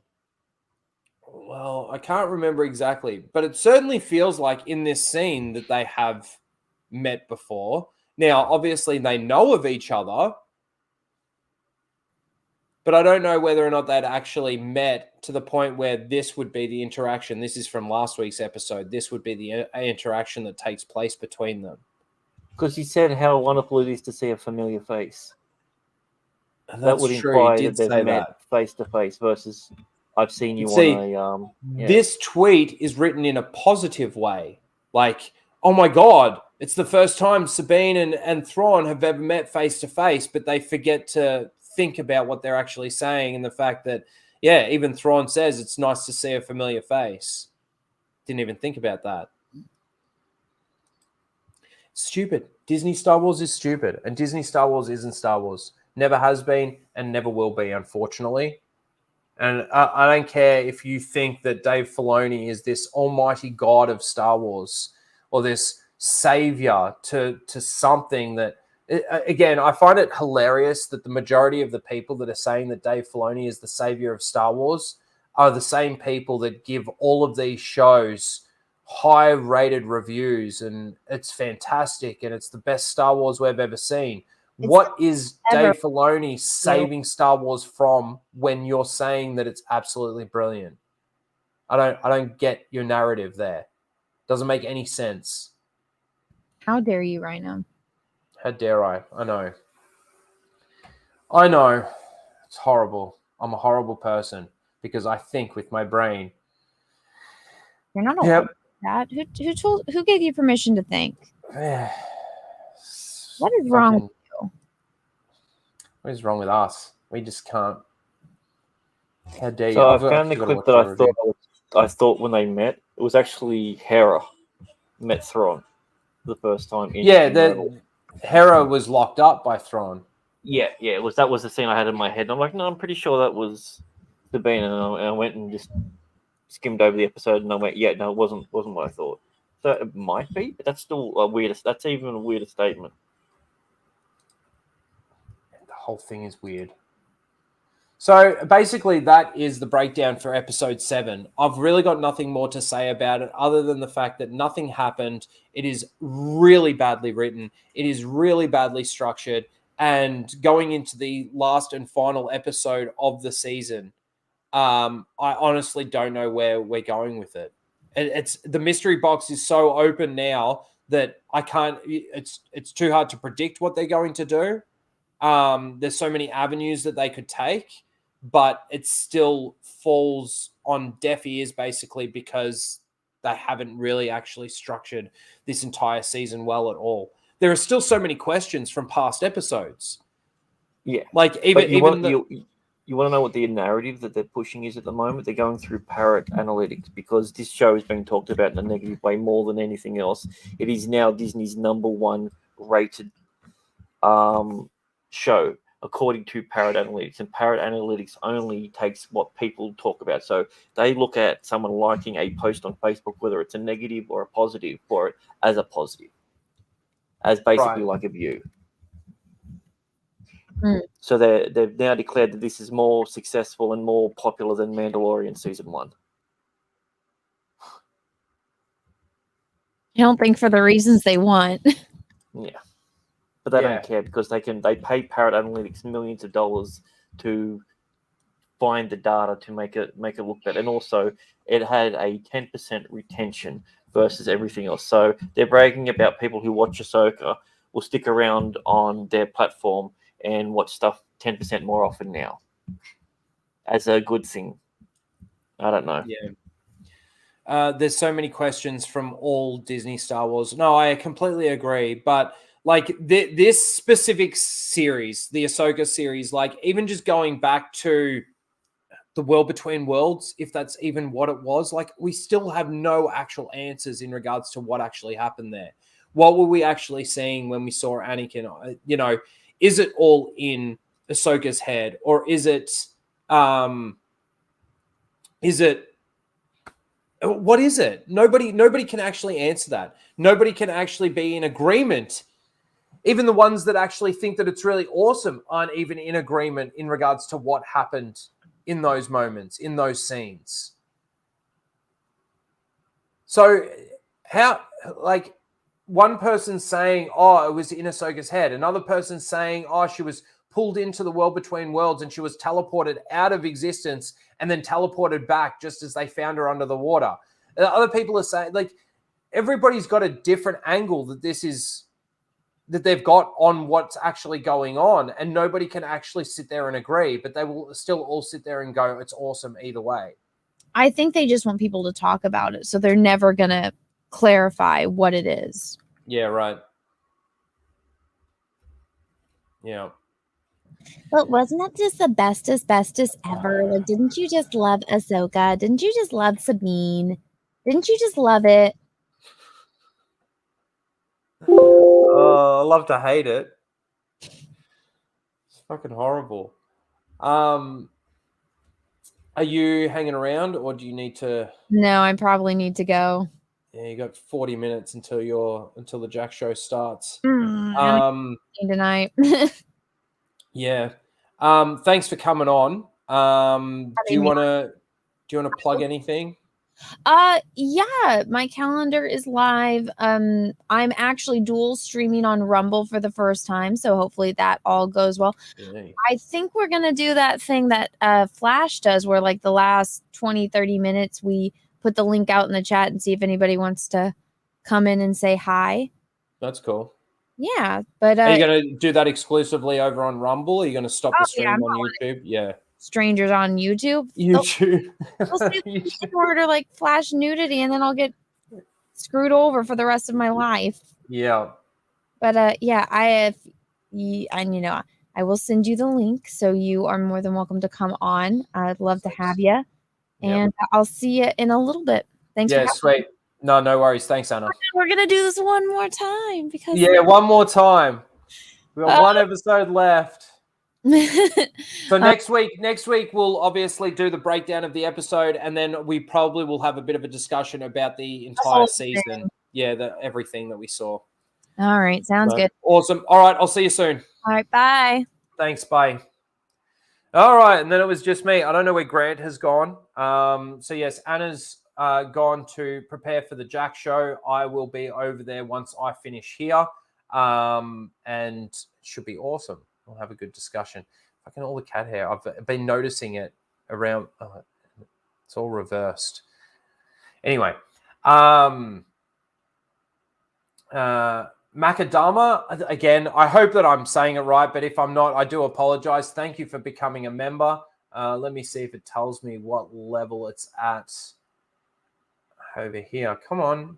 Still scrolling through and catching up. Are you going to show up? It doesn't tell me. Well, whatever level it is that you became a member at, I appreciate it. Thank you. Thank you so much. And now you've got access to some emojis. I need to work out to get some new emojis. All right. We've got a couple more things that we're going to just quickly go through. Then we've got Seal of the Week. And we've got Grizzy's video. And then I want a bit of a palate cleanser with the video I was talking about earlier from Knights of the Old Republic. So, obviously, look, I've got my thoughts on Star Wars Theory. I just want to talk about this really quickly. So I've got my thoughts on Star Wars Theory, and I always say that he is a bit of a fence rider. He doesn't really... Russell Hall, sorry, let me just get this really quickly for two. He says, don't forget your suit. Yes, don't forget your suit, your banana suit. I think that was for Anna. I'm not wearing a suit.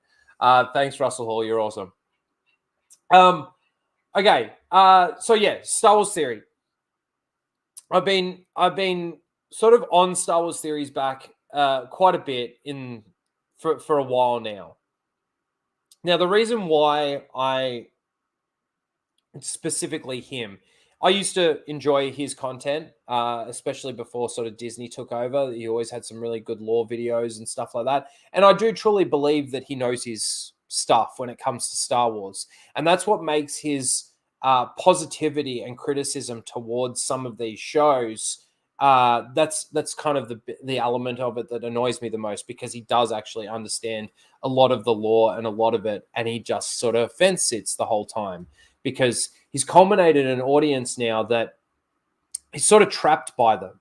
You know, that they you know, when he makes a criticism about bolts and bricks and stuff like that, he gets, you know, fucked over by, you know, what are you talking about, bricks and stuff like that. And then, you know, when he talks positively about something, that's when somebody like me might go after him and say, like, what the fuck are you talking about? You've just got this Filoni boner and, you know, you're not really paying attention to what's actually going on. But this is the best thing that I could possibly show you to show exactly what I'm talking about. Let me just blow this up a little bit here. So this was not long after the episode aired. This was like pretty much as soon as the episode finished, because for me, it starts at 11 a.m. So this is obviously my time. So at 11:43 a.m., he goes, wow, episode 7 of Ahsoka, very, very mid-episode, lame. And I did see, after his watch party, I did see his reactions to it, and he was like, boring. That was boring. At 12:16 p.m., I give episode 7 of Ahsoka a very, very generous 6 out of 10. Now, okay, every episode that I think of this Ahsoka series that he's watched so far has been a 7, 8, or a 9 out of 10. He hasn't given an episode a 6 out of 10 yet, I don't believe. But he's giving a very, very generous 6 out of 10. And that's just for Balin's few moments and his great quote to Shin about I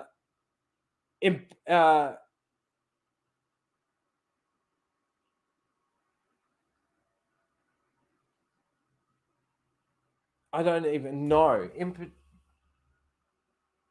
I don't know. A victory. Why can't I fucking get that? Impotence? A victory? I'm fucking dyslexic, so excuse me for fucking this up big time. At this point, I care more about Balin's character than anyone else's. Balin has his own issues. Yes, he's the best character and he acts probably the best and it's probably got more depth. Everybody talks about Balin being the most relevant or the best character out of all of it, right?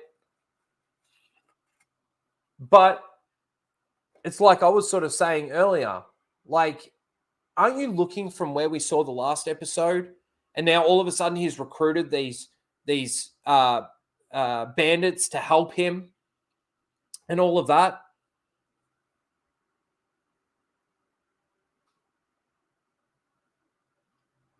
Impatience.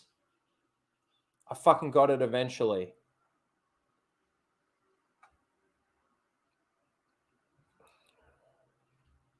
I got it eventually. But see, I don't understand how a person can sit there and say that this was a very, very mid episode. It was lame and still sort of, even though he's saying it's a very, very generous 6 out of 10, he's still giving it 6 out of 10. This episode, like I said, nothing actually happens in this episode. There's no progression of the story. There's no progression of the character development. There's no progression in anything. It is literally, we start the episode, we end the episode where we started. The only thing of any significance that actually may have happened is that there's another reunion with Ahsoka and Ezra. But it's very shallow. It's nothing. There's not a lot there, you know. So, like, 5 out of 10 is average for you? Yes. 5 out of 10. 5 out of 10's in the middle. It's right in the middle.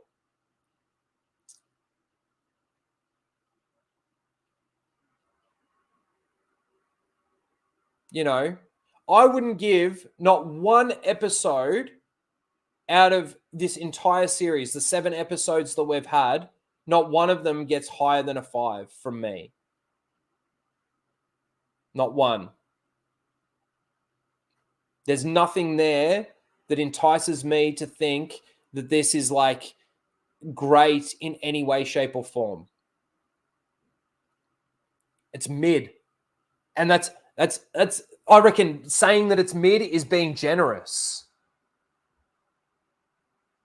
It's more lame than it is mid. I don't think there's an episode in there for me that gets higher than a 3. And some of it is purely just on the way that some of it looks. It's got nothing to do with actually the writing. It's got nothing to do with the characters, motivations, developments, anything like that. In fact, I would say that a lot of the dialogue and a lot of the stuff that they've actually thrown into here, especially in regards to the law-changing stuff, the fact that anyone can use the Force as long as they just concentrate hard enough. Some of those episodes actually make it to like maybe a 0 or 1 out of 10 for me. Because it's so destructive. Sabine being stabbed and ending up with a flesh wound. It looks like somebody just heated up like a 20-cent coin and just, you know, while it was still really hot, like red hot, just put it on her skin. Doesn't make any sense. Dave Filoni doesn't, like, you know, people want to say Dave Filoni, oh, he gets Star Wars. He's, you know, He was an apprentice to Luke. Apprentice to George, to Lucas. Yeah, okay, maybe he should know his stuff, right? But then why does he get this free reign to then start changing the law?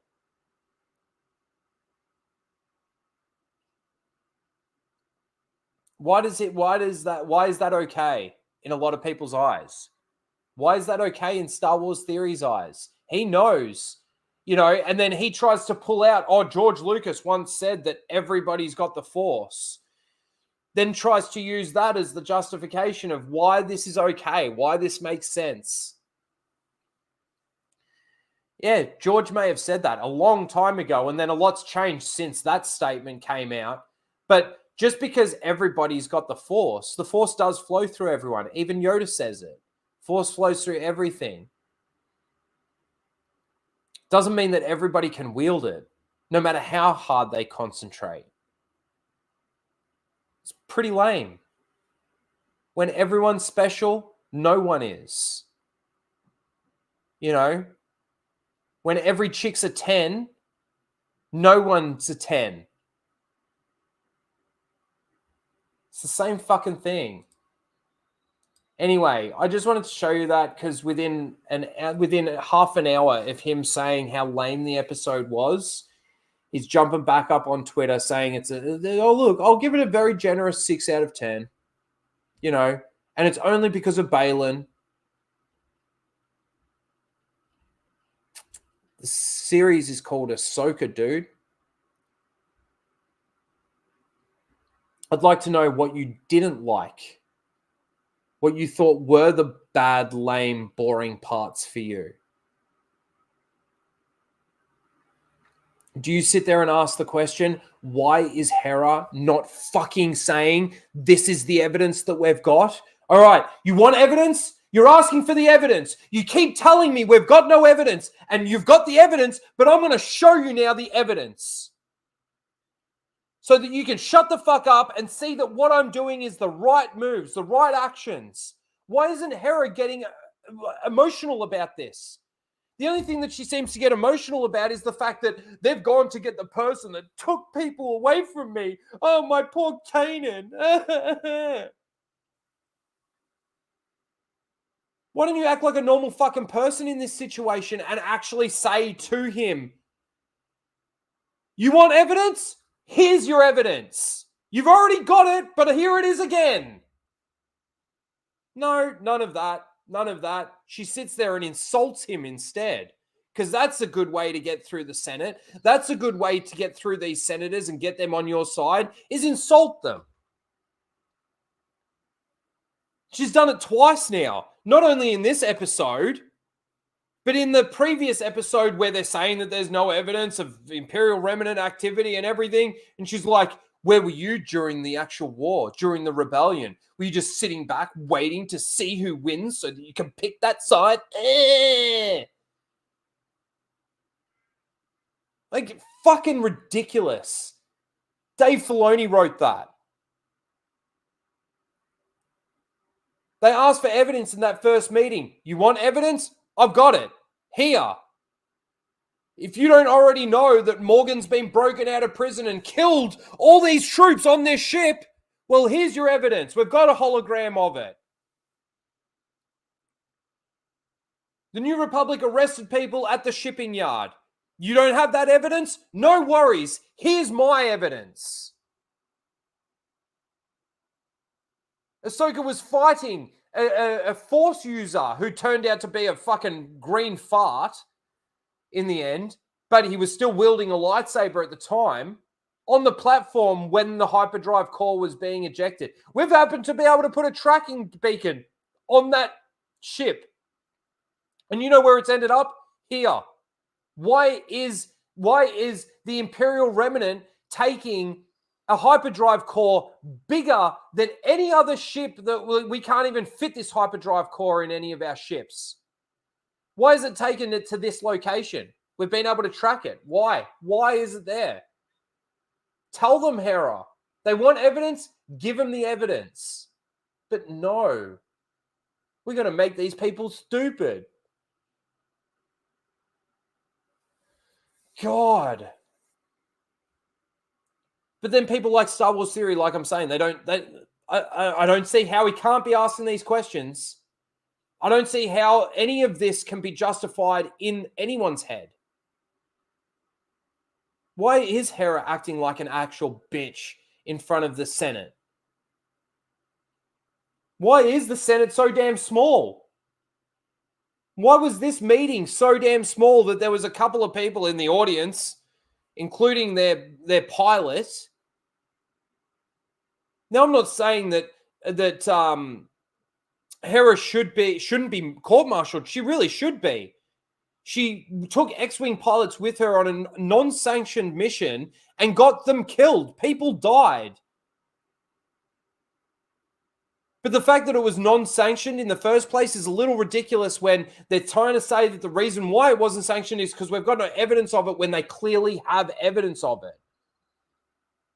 It's dumb. Doesn't make sense. Doesn't make any fucking sense whatsoever. All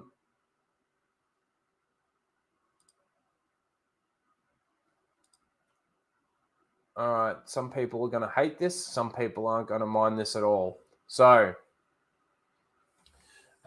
this was just something that I saw that I thought, oh, let's just talk about it with the chat really quickly. So, it's who's training you in the ways of the Force? So, who's your teacher? It's based on your birth month.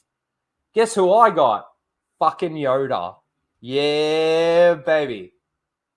I hate. You're going to be hating it if you're in March because you'll learn nothing. You'll probably hate April as well because you'll learn nothing. She'll probably just say, just concentrate hard enough and you'll be able to. I wouldn't mind being September. Being taught by Qui-Gon would be awesome.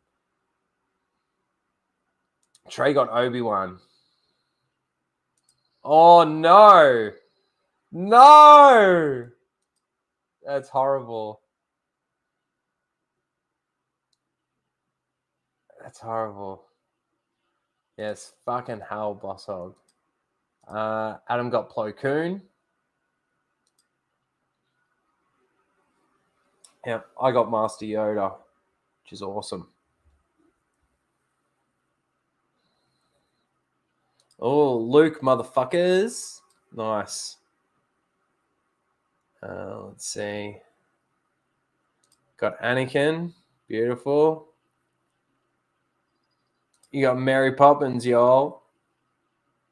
Oh, no, you're Mary Poppins, y'all. Is that because you got Leia? Got Luke.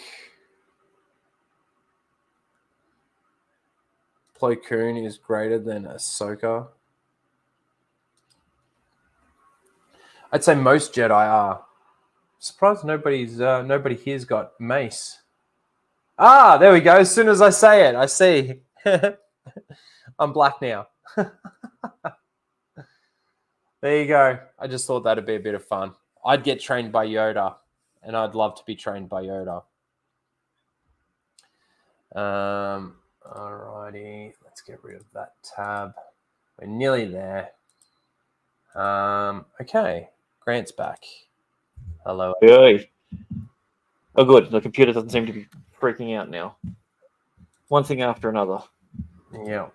I got to get some new clips on here. I really want to get the Mozza dancing, the dirty dog. Yep.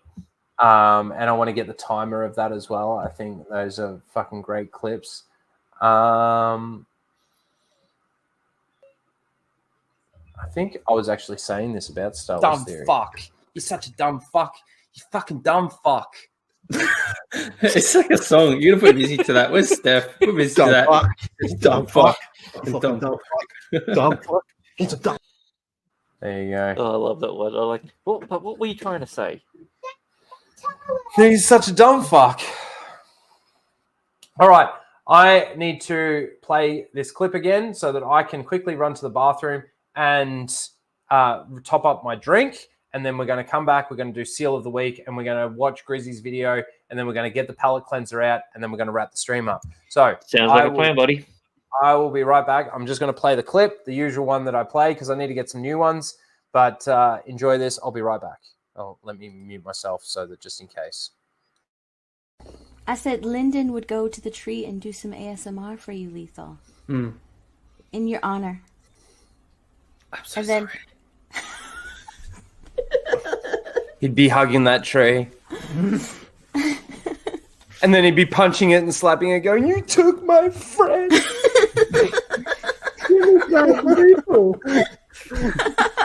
Kicking it. How dare you? that would be you, Rhino. Nah. Boy. I'd be there going, "Why? Fuck you, Disney! Why?"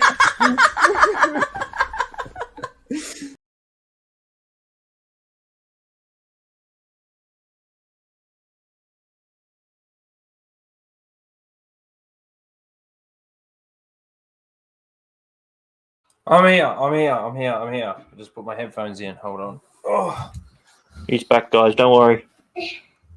I'm back. All right. Let's see here. Yes, why? Fuck you, Disney. Why? It's gotten warm. Get the new can in. All righty. So I need you guys to select a nomination again. Let's see here. So I've got those three. Yep, good. And then these two. All right. So you need to select your nomination out of these two, and then we'll do the official seal of the week. So these two takes come from the same person. Hang on. I was just checking for pronouns because you know how these people are. Okay. I love when Force users stop lightsabers with the Force. The one thing that I fucking hate, and he's obviously using the picture of all three. Vader using it against Kenobi, Rey using it against Kylo, and of course Ezra using it against Shin. The dumbest thing ever. So that's number one in the chat if you want that one. Or number two is from the same person again. This line Kanan tells Ezra in Rebels about being a Jedi hits harder now. And that's this line here. Having a laser sword doesn't make you a Jedi. And of course, then using his hands to stop the lightsaber. So No, going through all the training makes you a Jedi. Yeah, that's right. They're basically the same tweet. They're basically consistent in the same sort of thing, talking about the same sort of thing. Yeah, which one do you want there? So number one is this one, and number two is this one. Pick one, chat. Number one or number two? I think that one with Rey. I think she was pushing him, wasn't she? Well, she wasn't pushing the lightsaber away. I thought she was like, who knows? I don't know, man. It's just dumb. Rhino, is it okay if I share Nicole's GoFundMe on Anna's channel? Of course. I think Anna should be fine with that. She retweeted it and everything. Yeah, so guys, I'll be really quick with this. So number one, I think everyone's picked number one. So let's get rid of number two. All right. We'll come back to that in a second. I put the link in the chat for everyone as well. Yep. Thank you for that. So my sister is currently going through her second bout of battling cancer, basically. It's breast cancer. The first time she did a treatment for a year. It's some treatment that starts with a H, and it's just like this infusion thing that happens. So that she caught it really early the first time. I'm very optimistic, and hopes were really high that she'd be able to get through it. She was able to get the all clear by the end of it. Unfortunately, it's come back again. So she's had all her scans and everything. She's been given the options of different treatments that she's able to do. She has now weighed up all of those treatments and all of those, the pros and cons to all the different treatments. She's decided which way she's going to go with it. And we're looking at another, has to do some radiation, so she's got to go through a little bit. I think 4 to 6 weeks or 8 weeks of every day doing that, and then after that, she's going back to doing that same thing again. I can't remember what it's called, but the total treatment's going to be about another year, and this second time she's caught it very early again. So again. Spirits are high and very optimistic that she'll be able to sort of get through this as well. But with cancer, you just really never know. It's a scary, scary, scary thing. So the first time she didn't really reach out for any assistance or any help or anything like that. I think her and my brother-in-law, they do reasonably well for themselves. They've created a nice little life for themselves, and they've got 3 kids and everything. But that first time, she didn't really reach out for any assistance or any help. And obviously with the kind of toll that put on them financially and just, stress-wise and everything, this second go-round, it's certainly not that easy for them. So they have set up a GoFundMe. It's two of my sister's best friends have set up the GoFundMe. I think my sister's a little bit too proud to basically put the hand out and ask for help. So that I think they set it up for her, and across 10,000. We need to get to 30,000. So anything that you guys can help with. Sorry, I didn't mean to bring it down or anything like that. It is just a little bit sad, and I've had a lot of attention on it. So if you are able to help out, that would be greatly appreciated. Even if you can't actually help out financially, if you can share it out, tweet it out, put it on your social media, Facebook, wherever you use your social media. If you can do that, that would be greatly appreciated. And thank you. You guys are the best. You really are. All right. Let's do this. Where's my stinger?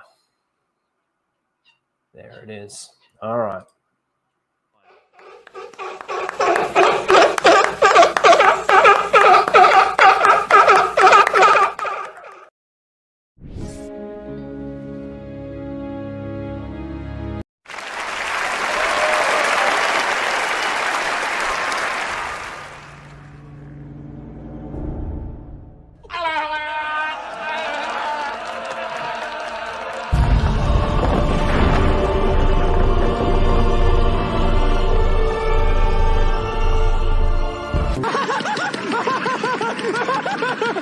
I'm all the Jedi.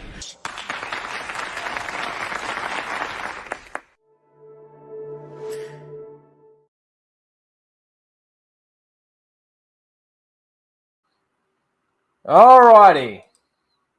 So here we go. Seal of the week. So we'll start off with the one that you voted in, which is, I love when Force users stop lightsabers with the Force. So stupid. Obviously got all the pictures of all the Force users that have stopped, and notice that every single one is Disney's fucking Star Wars. So that's nominee number 1. I wonder why. Yeah. I wonder why. Nominee number 2. Grant, do you want to read this one really quickly? From Jacob. He's a winner, an ex-winner. The Battle of Crate truly is the greatest and most visually stunning ground battle in all of Star Wars. You get it? It's red. In all of Star Wars. It's in salt. all of Star Wars. It's not snow, it's salt.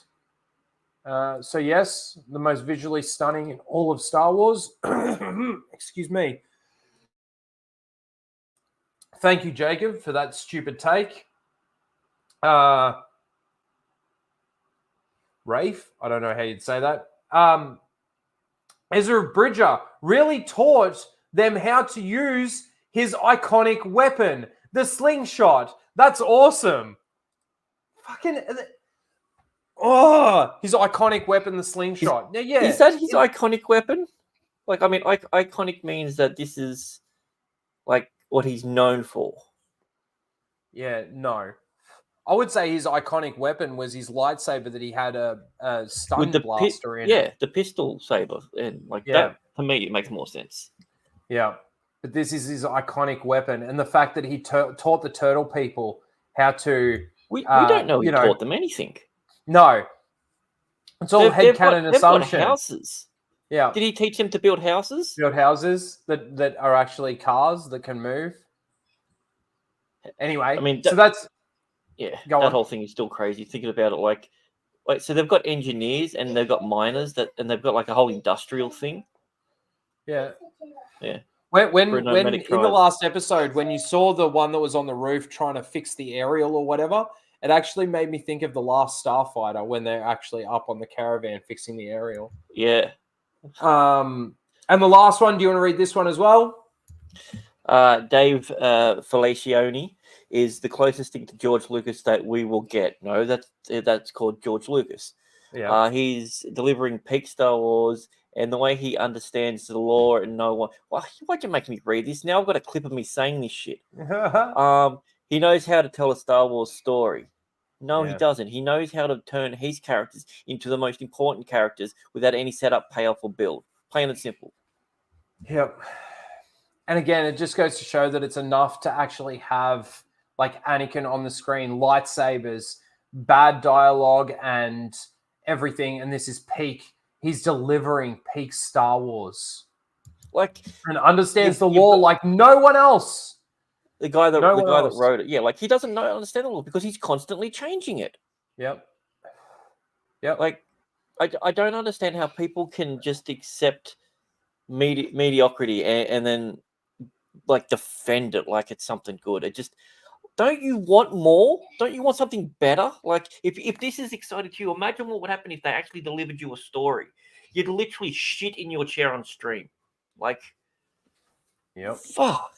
I just don't get it. Like, if you like it, say you like it. Don't. There's no subtlety. It's either it's the absolute worst or it's the fucking best thing that's ever happened. They can't just say it was a good episode or it was slow, but I like this about it. But you've seen, as we've been going through, you've seen these people's reactions to it in regards to like, oh, this is George Lucas. This is just like George Lucas. This is what George Lucas would do. Star This Wars. is George Lucas Star Wars. It's incredible.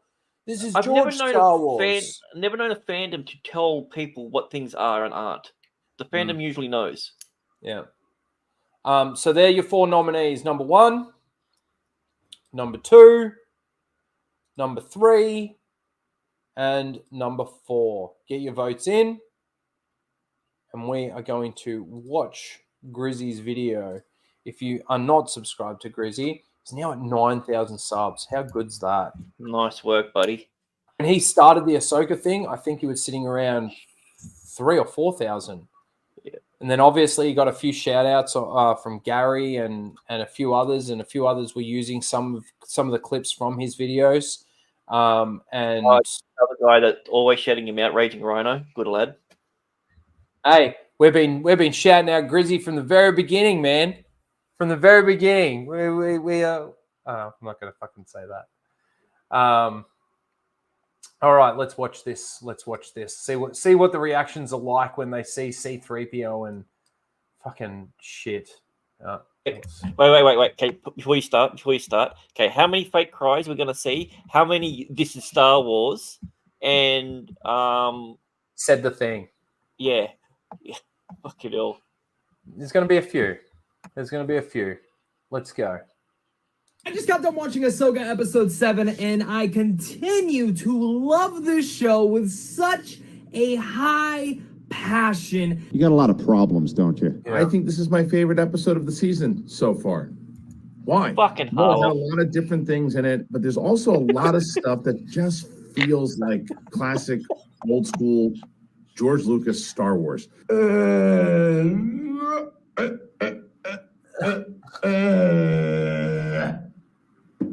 Classic George Lucas Star Wars. I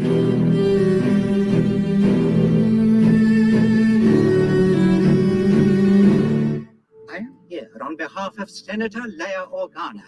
Here we go.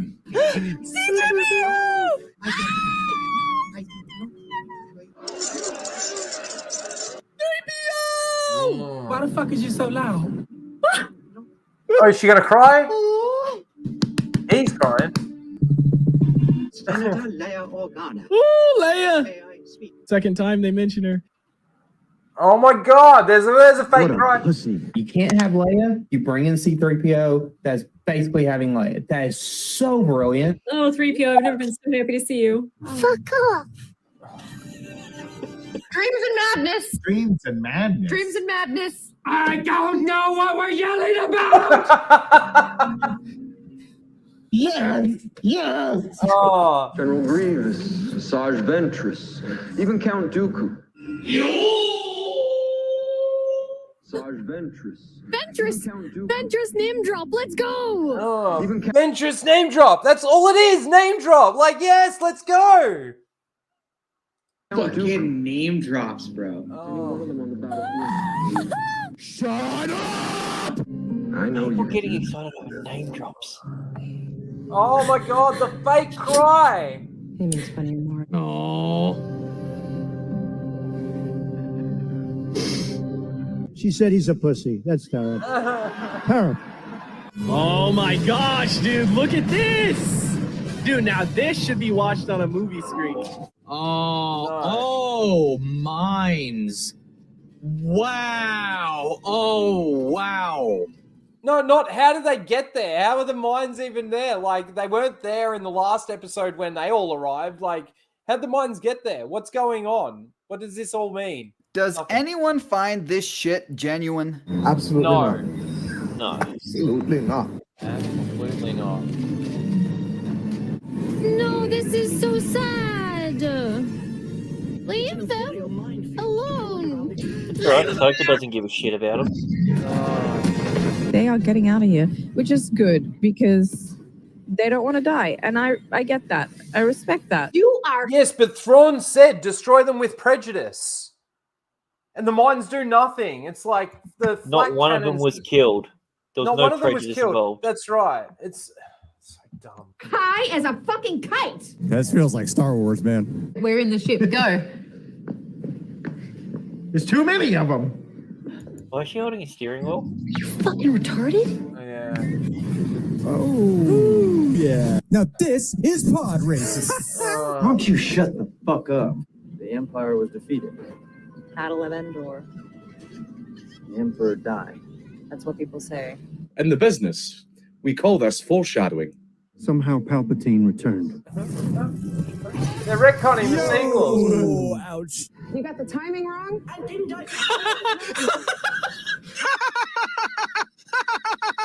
Ahsoka's coming too, though, man. Oh shit, I'm so hyped. Holy crap. A rematch. He's like, who's Ahsoka? She leveled up. You don't know. That was the one that said, like, oh, is Thrawn the blue guy? Yeah. You don't know what you're talking about, do you? What do you think? You! Yes! It's your lightsaber. Take it. You keep it. What? No! As much as I love seeing these people disappointed, this is not George Lucas Star Wars. Yeah. This weapon is your life. It's your lightsaber. Take it. You keep it. This weapon is your life. Take it. I gave it to you. It's yours now. See the difference? At least take it. No. The Force is my ally. What? What does he do now? I'm one with the Force. The Force is with He me. gets beaten. Shut up, bitch. Damn! Strong ass force push. Oh, yeah.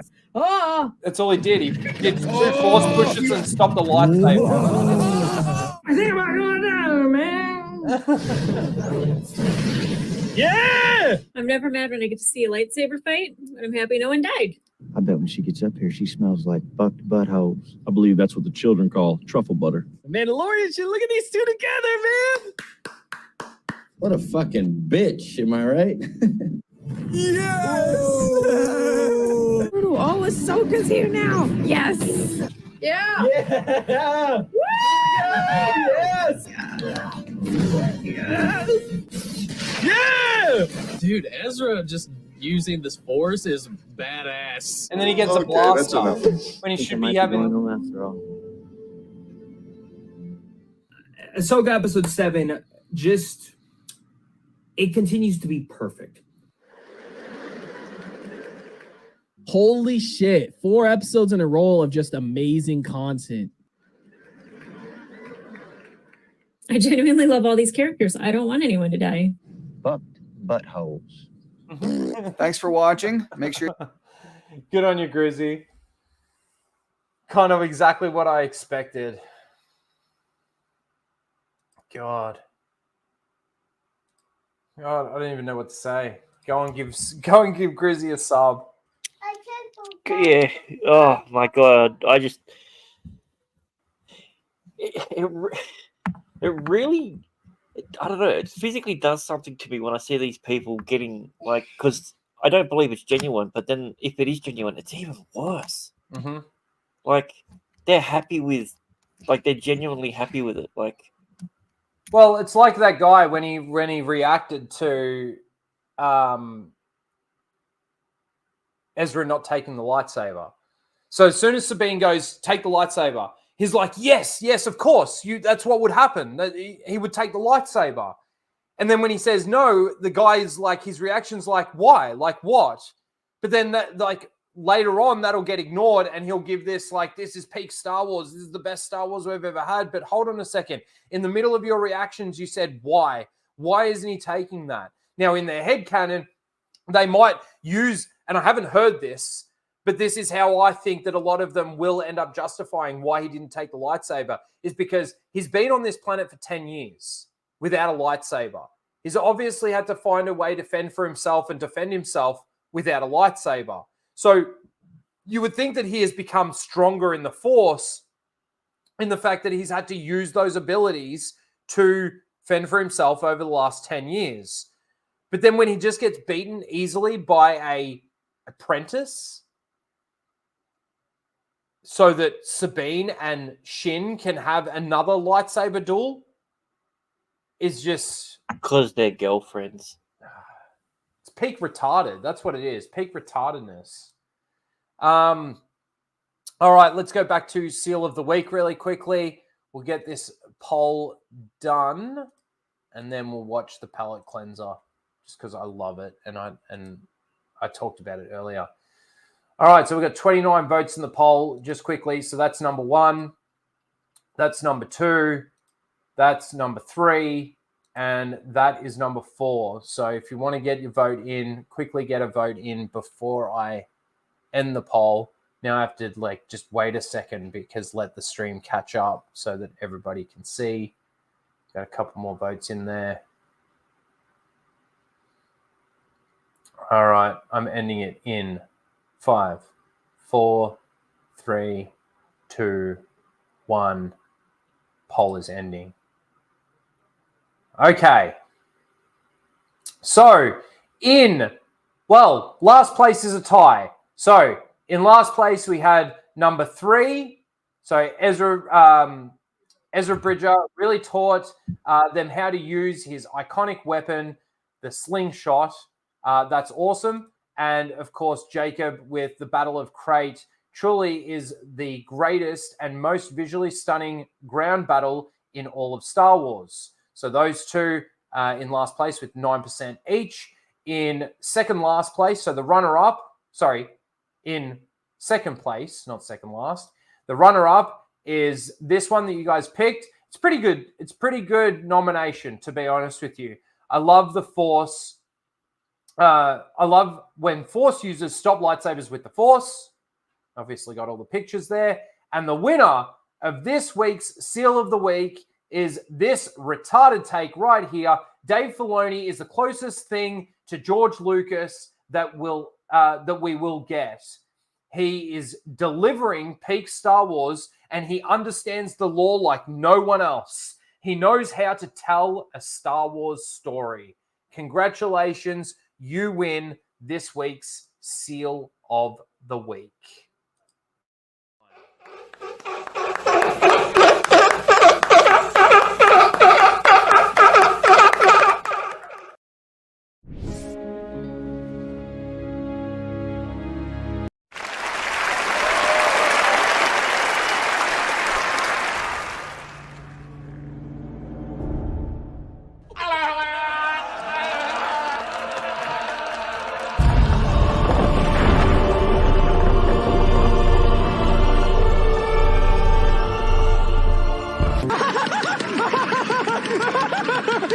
Hello, the Jedi.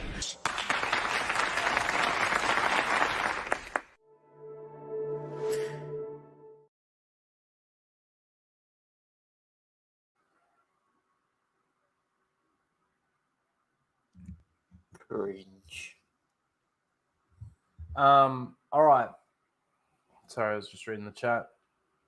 All right, let's do this palate cleanser and then we'll wrap the stream up. Thank you everyone for being here. You guys are awesome. Let me bring this up.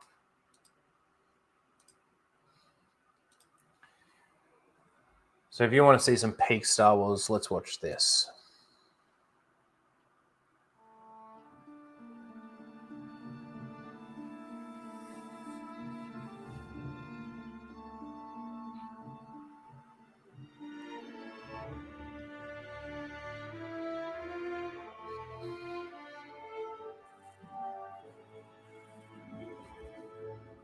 Korriban, ancient birthplace of the Sith. We believed ruins were all that remained of their evil empire. I swear, I had no idea what was in those crates. I'm innocent. You were smuggling Sith artifacts, Captain. Fine, keep the artifacts. Just give me back my ship. Eyes front. Just inspecting the troops, Corporal. Satele, what's wrong? I sense a great darkness.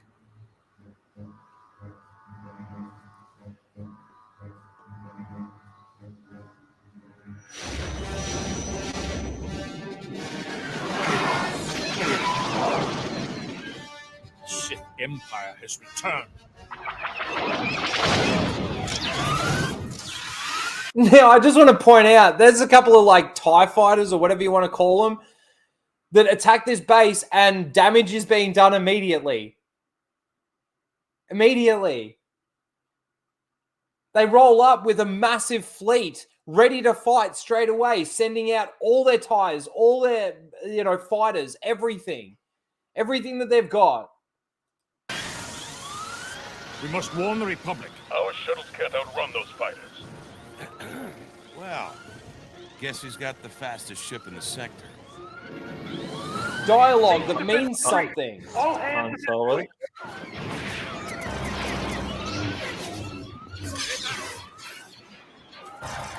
Look out!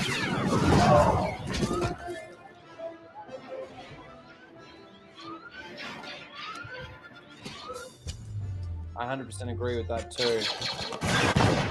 Well, see, okay, so if I was going to obviously take over Lucasfilm, retconning everything that Disney's done, including the Clone Wars. I know that the original Clone Wars and everything wasn't done under Disney's banner, but I'd retcon everything, go back to just the 6 movies, reinstate the EU, and do the Heir to the Empire, adapt the Heir to the Empire novels into 3 movies, maybe even 4 movies, and do it in this kind of style of animation so that it's actually like, it doesn't look really like childish animation, so to speak. I'd do it like this. It is really good looking animation. I know I've seen this, but is this? It looks different. Is this a remake or? It's just in 4K. Okay, yeah. Ultra HD. Okay.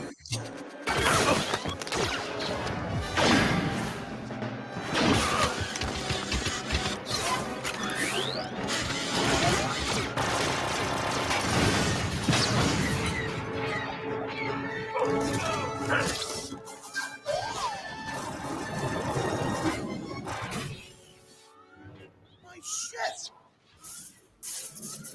Will she fly? She's not pretty, but she's tough.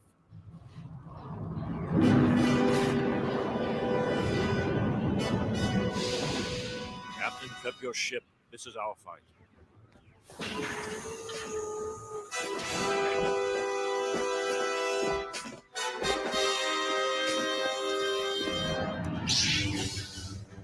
T7, cut the iron cannons.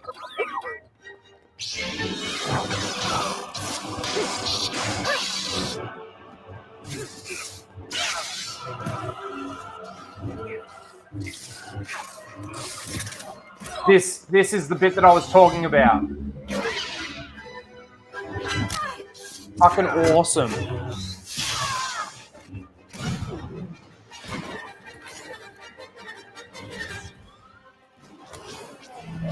incorporating a lightsaber duel with force abilities, all of that stuff. It's so clean. It's beautiful.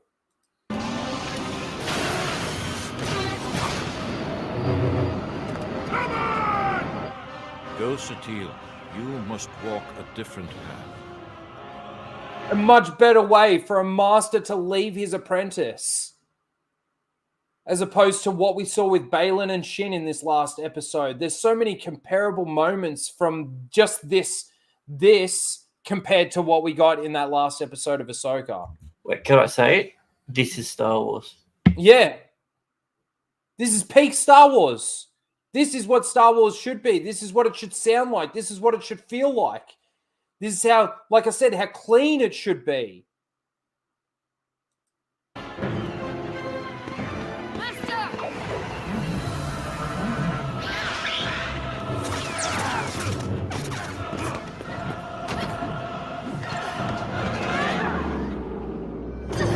I mean, just the music alone is 10 times better. On those guns now!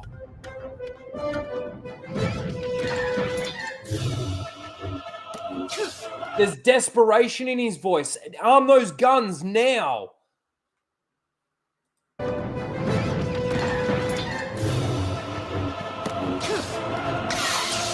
Awesome. Awesome.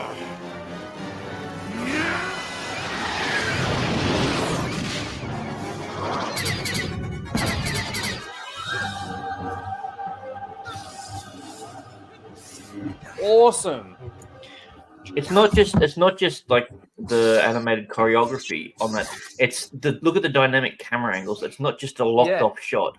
No, cut, that's cut, right. cut, cut. Yeah.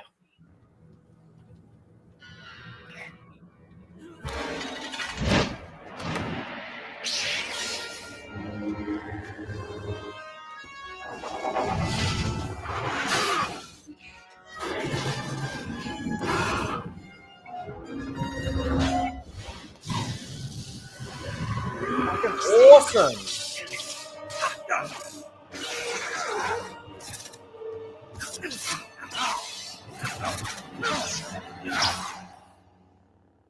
She'll be all right. They're not dead. They're not dangerous. Yeah, and Satil feels it through the Force.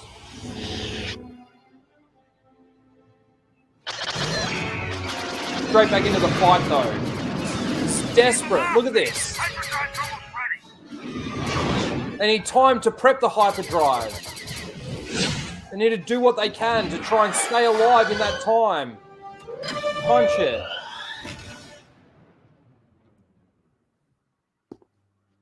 They've escaped, Master. You failed. No, Malgus. This is only the beginning. Yes. After 1,000 years, Korriban is ours again. Kills Welcome his master. home.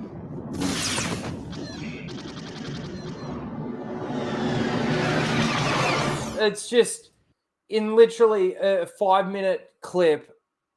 This is more peak Star Wars. This is more real Star Wars. It's than anything that we've gotten. The lightsaber, like it's like you were sort of saying, the choreography in this lightsaber fight, like it's so much better than anything that we've gotten out of any of these shows. The cinematography is enhancing every action. Yeah. He's swinging left, the camera's slightly moving right and turning. Yeah. So it's giving that effect of weight to the shots. I really like that little sequence of that. It's so good. Maybe because every now and then I always come back to watching these clips, these little 3 to 5 minute videos from Old Republic and Knights of the Old Republic and stuff like that. I've Next never week played it. we might watch another one. Neither have I, sadly, and I should because of what people have told me about it, what people say about it. I know the story, and I know essentially, like I've had a lot of it spoiled and a lot of it. I know basically what happens, but I'd still probably like to play it.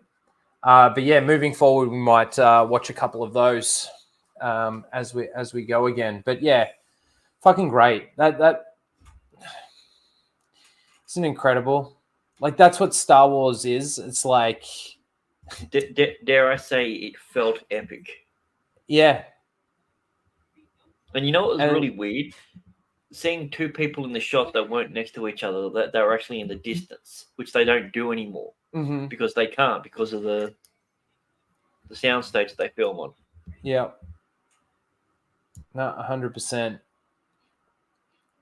That's how it's done, Dave. That's exactly right. That's how it's done.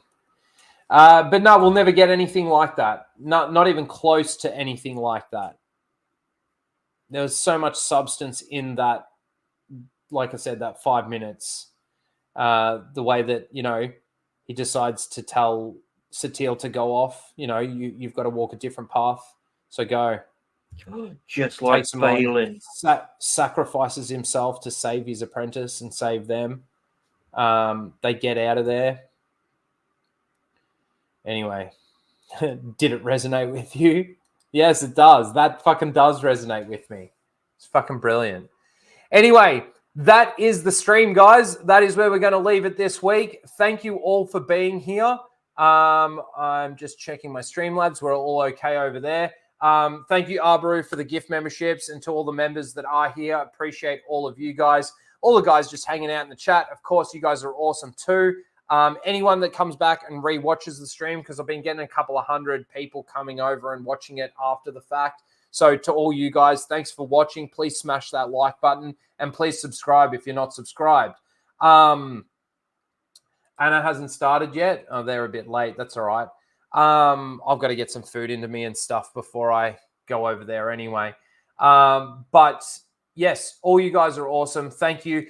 Yes, if you can, please donate. If you can't donate, please just share the link out. You can find, I've obviously did a little post on my Twitter. You can just retweet that out if that's all you want to do. But thank you for your support with that as well. Hopefully it all goes smoothly and she recovers and she'll be cancer-free in a year's time, hopefully. Grant, thanks for coming on. Is there anything that you would like to plug? We got Back of the Ute this week, is it? We do, yes. Yeah, Back of the Ute, and then next week we've got the very special stream set up for you. Yep. And yeah, apart from that, I'm just going to be around doing stuff here and there, and yeah, just having a bit of fun, I guess. Beautiful. As for me, yep. As for me, I did record another video, and I actually started doing all the editing on it, and I really didn't like it. It took me about 3.5 minutes just to get into the meat of the episode. So it was like I almost did like a 3-minute intro for the video, which I thought was absolutely horrible. So I've scrapped that whole thing altogether. I'm going to, once we finally get the final episode of Ahsoka, thinking of maybe doing a bit of a scripted video on the Ahsoka series and just giving all my examples from it in just one video. So it might be a longer video, but I haven't done it. Sat down and done a script. More style video, are you thinking?